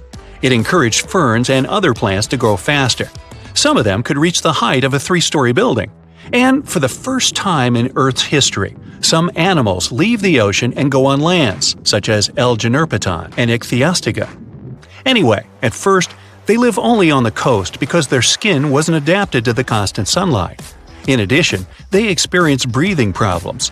The first animals on land had both gills and lungs, but the lungs were underdeveloped, so they had to return to the water. Millions of years later, these animals evolved into more advanced amphibians. Though they were no bigger than ordinary lizards, they could already live fully on land. But this blossoming of life ended in a new ice age. Glaciers from the poles slowly crept toward the equator. Animals weren't prepared for this, and most of them didn't survive this extinction event. But 290 million years ago, evolution retook hold and more evolved land animals began to appear. Gradually, they increased in size, multiplied, and gave birth to a new species like Scutosaurus and Gorgonopsis. But this period didn't last long either. Only 40 million years later, as a result of unknown events, 95% of all living organisms on Earth ceased to exist. It could have been caused by a giant meteorite or by increased volcanic activity. Also, one hypothesis says it could have been the release of methane from the bottom of the ocean. The Mesozoic era began after this extinction. This is where the dinosaurs, as we know them, appeared and started a new page in Earth's history. Hundreds of dinosaur species roamed our planet, and researchers give a name to a new type approximately every 2 weeks. It's not fair to stick to T-Rex, Stegosaurus, Spinosaurus, and other famous sauruses all the time. They've had their chance to shine in the movies and across the internet. So let's check out dinosaurs that no one talks about. First on our list is Torosaurus. The special thing about this dinosaur is that it definitely had one of the largest skulls ever found. It was big because of this frill going from the back of the animal's skull and covering its neck. The frill wasn't there for protection. It was probably just to show off a bit. The bone in the frill was thin and full of holes. As you can see, it's very similar to Triceratops. There are still debates about whether these two are the same species, but more and more studies show that they were more like cousins. They were probably similar in size, but Torosaurus had a longer head with big openings, as well as longer frill bones with a groove on top. It also had more pairs of horns on the back of the frill. Some like to call Torosaurus a bull lizard. These fellows were plant eaters that may have lived in social groups. They existed at approximately the same age, but Torosaurus somehow ended up on the less popular side of the family. Kentrosaurus was a small stegosaurus. It's one of the least cuddly dinosaurs of all time. Its long, thin spikes seem to be a pretty good defense mechanism. Stegosaurus, on the other hand, had shorter, thicker spikes that were less likely to bend or snap when the animal used them. Now, you wouldn't want to get anywhere near Kentrosaurus, though. Its tail could swing in a big half circle and hit with a force strong enough to break a human skull. Any volunteers? No? Okay. One scientist used scans of the dino's fossils to make a computer model of its skeleton. The model showed that Kentrosaurus had a flexible neck. It must have been really useful for looking around to see if something interesting was going on or if there was any dangerous animals trying to sneak up. Kentrosaurus typically walked on all four legs with straight hind limbs. The computer model tells us it could spread its front legs out to its sides, too. Maybe it was a way to protect its belly during fights. Stegosauruses, in general, had tails that were like big weights at the back of their bodies. That's why their balance point was closer to their hips. That's also the reason why they could easily stand on their hind legs and swing their tails around. So most people haven't heard of heterodontosaurs, even though their fossils showed that dinosaurs got feathers way back before we thought and in groups where we didn't expect it. In 2008, paleontologists identified the first known skull of a baby Heterodontosaurus, which was less than 2 inches long, smaller than a tea bag. This baby dinosaur had relatively big eyes and a short snout compared to bigger ones of its kind. Now, what's really interesting is that some scientists used to think that Heterodontosaurus's tusks, like those of modern warthogs, only appeared when they were fully grown. But it seems they had them from the early stages of their life. Heterodontosaurs had 5 fingers on each hand, 2 of which were opposable. It was a good tool, considering the animal probably ate both plants and meat. Humans have different types of teeth, some for biting, some for chewing, and also canines. But most reptiles have just one kind of teeth. Heterodontosaurus was special because it had 3 different types of teeth: small peg-like ones, big teeth resembling canines, and square-shaped teeth that did the cutting job. Scientists are not entirely sure how this creature used these different types of teeth. Maybe it was for digging up roots, breaking into termite nests, or even defending themselves against dangerous animals. Okay, say this name with me now: Psittacosaurus. She was quite a common dinosaur in its time, but she never still gained popularity. Scientists found out that when these dinosaurs were young, they probably crawled, considering they had longer arms and short legs. But as they got older, between 4 and 6 years old, their hind legs started growing much faster and became much longer than their front legs. So, later in life, they likely didn't move on all fours anymore, but walked on 2 legs. Inside the stomach of one of these creatures, scientists found pebbles. This shows the animals either had a hard time digesting what it ate, or it didn't chew its food very well. Its beak looks quite familiar. That's how it got its specific name, a parrot lizard. It was really strong, and some believe the creature used it to crack and open tough nuts and seeds before the pebbles in its stomach helped mash them up for digestion. These guys might have been good at swimming. They had broad feet, and the shape of their tail could have helped them move in the water relatively easily. Some scientists even believe they might have spent most of their lives swimming in rivers and lakes. In 2004, researchers found something really sweet: 24 young parrot lizards huddled together. They were too big to be hatchlings, so it could be a bunch of teenagers who had left their nests and then formed a group where they could support one another and defend themselves better. But apparently, that plan didn't work out so well. Now, check this one out: Stygimoloch, or as they call it, Styx demon. We're looking at a peaceful plant-eating creature with bony spikes and knobs on its skull. Most scientists believe it was a younger form of this fellow, even though they used to think they were a separate species. Stygimoloch is smaller than its more popular cousin, but it's also more robust and has a pretty thick neck. This dinosaur, with small forelimbs and long hind legs 3 feet high, which is half as high as an average human. That doesn't sound dangerous in the world of giant and fierce dinosaurs, but the animal had a very thick skull roof. Maybe it wasn't the strongest tool to defend itself, but it probably helped in combat with rivals from its own species. They most likely headbutted to win the hearts of their chosen ones. But rivals from its own herd were a piece of cake compared to the predators that might have gone after it. After all, this dino lived at the same time as old T-Rex. Now, when someone tells you to picture a dinosaur, Chisaosaurus would probably be the last thing coming to your mind. It looks as if you've put together pieces of random animals and tried to make your friends believe this truly was a real animal that once roamed the earth.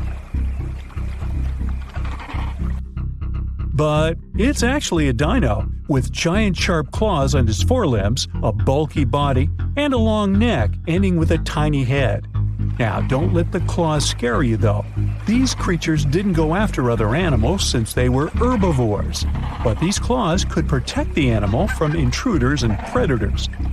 The full scientific name of this creature describes it as a giant sloth-like reptile from China.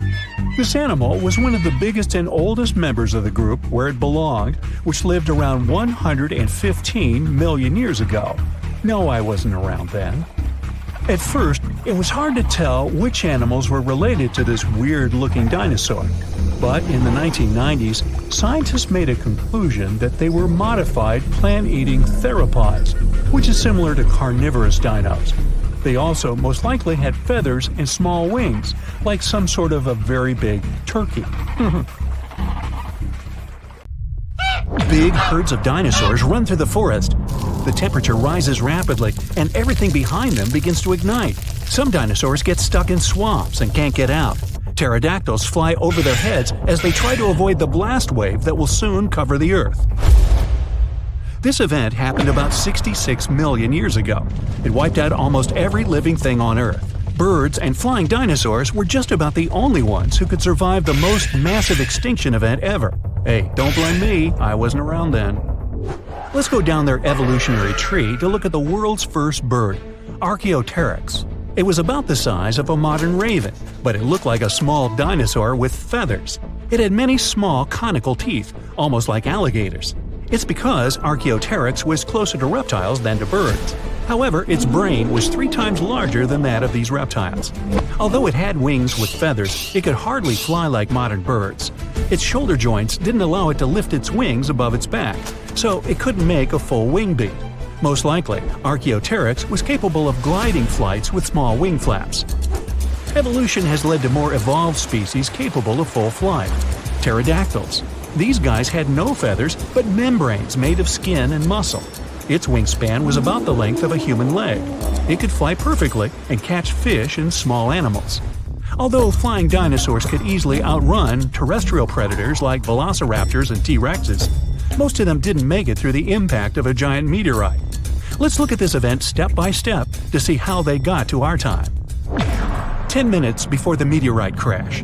A massive rock about the size of Manhattan Island is moving towards Earth in space.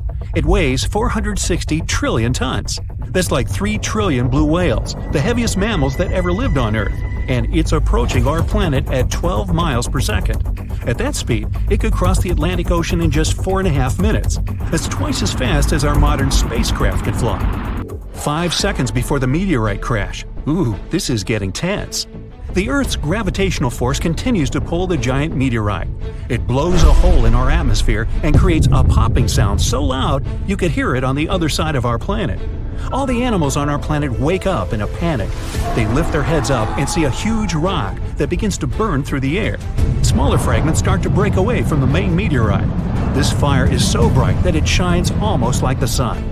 Flying dinosaurs and other ancestors of modern birds are the first to sense danger.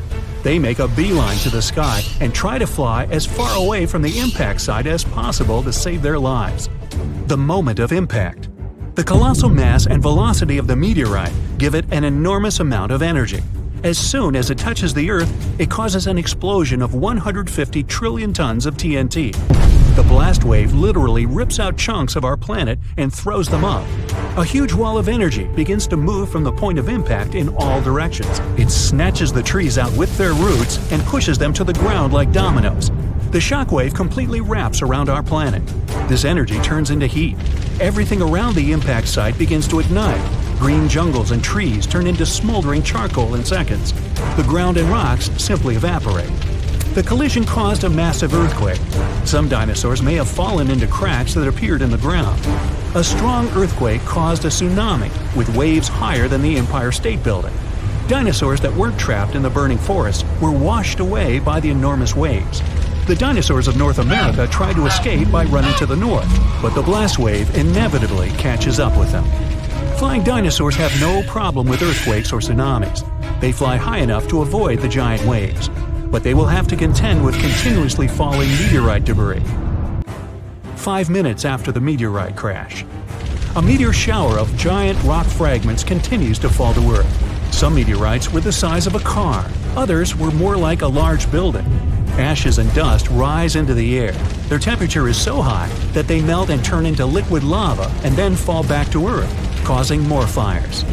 Meteor showers cause trouble for flying dinosaurs too. They have to maneuver and dodge the falling red-hot rocks. The high temperatures are a huge problem for them because it might make them lose feathers. With no feathers, they aren't able to fly. 10 hours after the meteorite crash. The dinosaurs continuously ran north all this time. They found themselves in unfamiliar territory with many swamps. Giant dinosaurs like T-Rexes have legs as long as an adult human's height. They have a chance to get through this terrain, but if they fell, they could never get back up. The smaller dinosaurs like Triceratops had short legs and couldn't go through the dense swamps. 1 month after the meteorite crash. 15 trillion tons of ash were ejected into our atmosphere. A dark cloud blocked the sun, and the Earth was immersed in complete darkness. Surviving plants couldn't feed on the sun's energy and stopped producing oxygen. Surviving dinosaurs could hardly breathe because of the lack of air and a large amount of dust. The lack of sunshine in the sky made photoplankton disappear. Many marine animals were left without their only source of food. The dust and ashes in the atmosphere prevent our planet from getting heat from the sun, and the temperature here is beginning to drop. The place where the meteorite fell was rich in sulfur. This toxic acid evaporated at the time of the impact and formed in clouds. Now there are acid rains on Earth. Flying dinosaurs now have to hide from these rains. They have to stay in caves and can't go outside to get some food. So far, a large number of terrestrial and flying dinosaurs have survived. They come out to see the aftermath of the disaster. The site of the impact was in present-day Mexico, the Yucatan Peninsula. The Chicxulub crater is located here. It's about 93 miles wide, like half of all of Lake Michigan, and it's 12 miles deep. You could plunge the whole Mount Everest in there, and there would still be 6.5 miles of available space. It wasn't the impact itself that made the dinosaurs disappear. The fire destroyed most of the plants the herbivorous dinosaurs ate. With no food, their numbers dwindled rapidly. Predatory dinosaurs had nothing to eat either. Acid rain and the disappearance of phytoplankton threatened all marine life. Even though birds managed to avoid the blast waves and tsunami, they were short of food too. About 80% of all birds didn't make it to the end of the extinction event. The problem was that all of the forests on Earth were wiped out. Most birds would nest and live in trees. Besides that, the forests were always full of food, from all kinds of ants and termites to flying insects and small mice. So, only those species that lived on the ground and could fly well survived. Most likely, they fed on the seeds of small surviving plants. This habit made flying dinosaurs lose their teeth during evolution.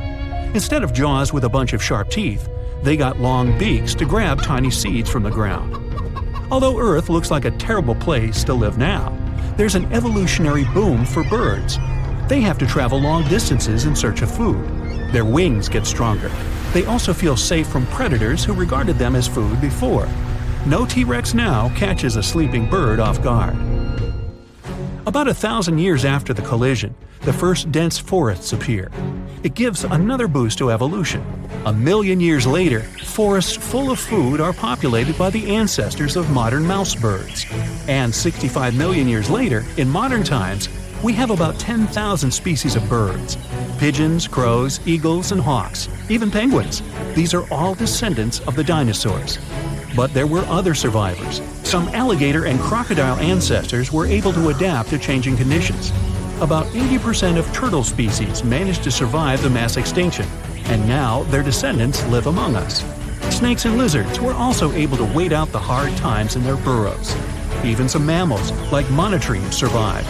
This hedgehog-sized animal was able to continue to evolve. Many millions of years later, these mammals evolved into primates, which later gave life to modern humans. Much later came the iPhone. You're strapped in a boat cruising down the Amazon River with the sun scorching hot.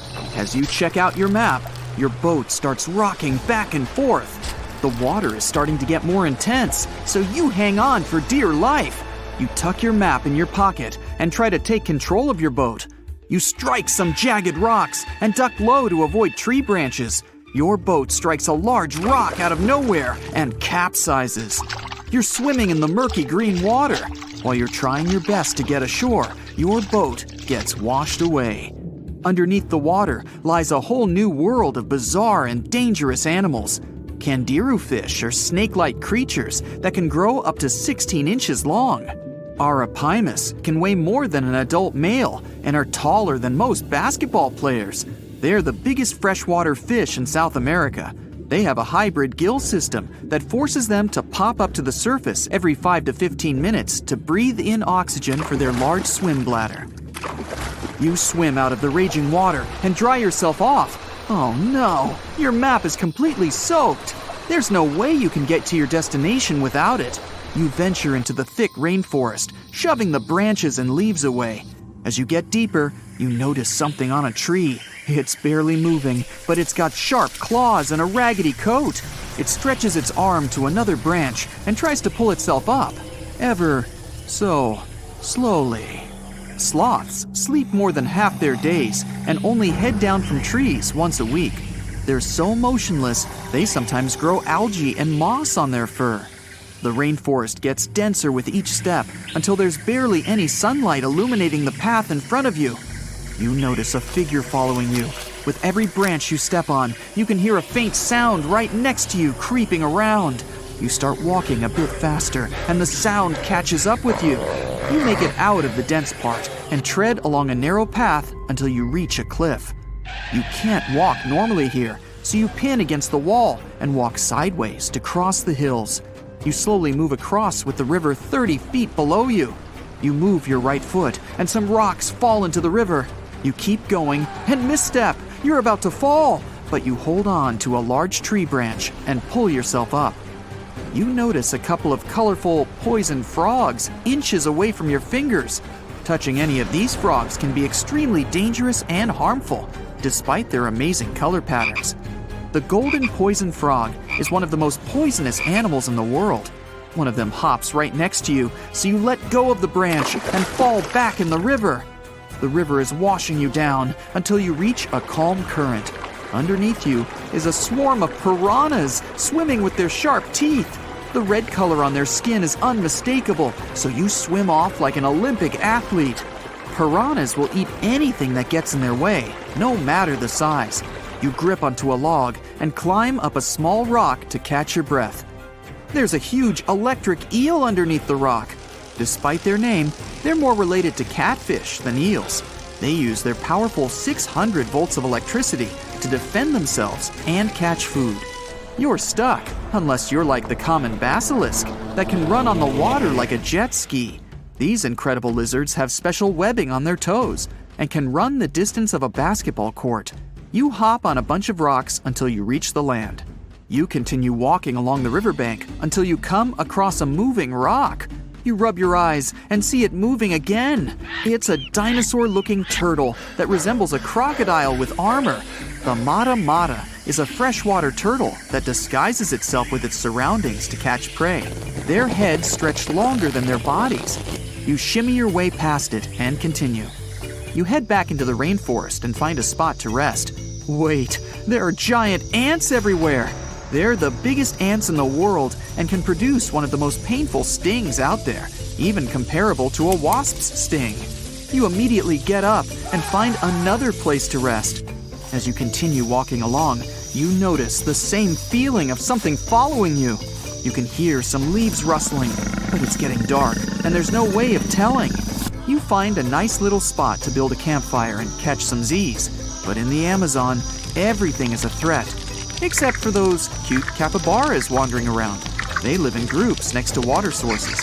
They're also the biggest rodents in the world. You don't need to worry about them if you're stuck in the middle of the Amazon rainforest. Suddenly, you feel something slithering up next to you. You look down and see a massive green anaconda just about to constrict you. They are the heaviest snakes in the world and can grow up to 20 feet long and have a huge appetite. You get up and sprint your way out of there. All right, you found a decent cave to crash in. It's daytime again, and you're still alive. You continue walking along the rainforest. You were able to find some breakfast to boost your energy for the rest of the day. You spot something on a tree that looks like a branch, but it's actually a potu, a master of disguise that can spend days motionless on broken tree branches. These bizarre birds use those branches as their permanent home, where they lay their eggs and chill all day. You continue your way through the rainforest and see a Brazilian wandering spider crawling on a tree branch right in front of you. 8 of these species can be found in the Amazon area. They are some of the most aggressive and venomous spiders out there. So, you make a big detour and walk away from it. You feel someone walking next to you again, but you still can't figure out what it is. You see a steep cliff with a waterfall hitting a large lake ahead of you. Looks peaceful, until you see a team of black caimans gathering around the shore. They're the biggest predators in the whole Amazon ecosystem and feed on anything that moves. It's a good thing you're on high ground, otherwise, whoa! You slip and fall down the river, right on the deep end. So far, no caimans spotted you. You swim underwater and try to get to the opposite end of where the reptiles are.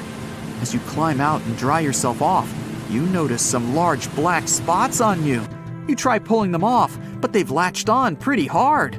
The Amazon giant leech finds its target by tracking movement and shadow. Once they attach themselves to the skin, it's extremely difficult to extract them. The best way to do so is to slide your finger next to its mouth and pull it off slowly. Ugh. You manage to get them off your body and see that the caimans are swimming towards you. You're pinned to the wall with the lake of hungry reptiles approaching. Suddenly, a pink dolphin jumps out of the water and splashes all over them. They can grow larger than humans and are the celebrities of the Amazon. Scientists think they get their color from the blood capillaries on their skin. The Amazon even has bull sharks swimming around. These carnivorous giant fish are threatening to humans and can swim in both saltwater and freshwater. These sharks prey on anything within their reach, including other sharks. The dolphin distracted the caimans, so you climb up the cliff and try to find the best way to escape. Opened jaws waiting for you to fall into the pit are right below you. You're lucky enough to escape to the top, but as your arms pull you up, the first thing that you see is a jaguar looking straight at you. It's the creature that's been following you this whole time. You get up while it starts circling you, timing its strike. You know that you can't take on a jaguar, nor can you outrun it, so you grab a large tree branch from the ground to defend yourself. It jumps at you, but you duck down in time. The jaguar lands in the water far away from the caiman crocs. It's a good thing these large kitties are excellent swimmers. You pick yourself up and continue. And to your surprise, you find your boat again. You fix it up and sail your way out of the Amazon. Whew,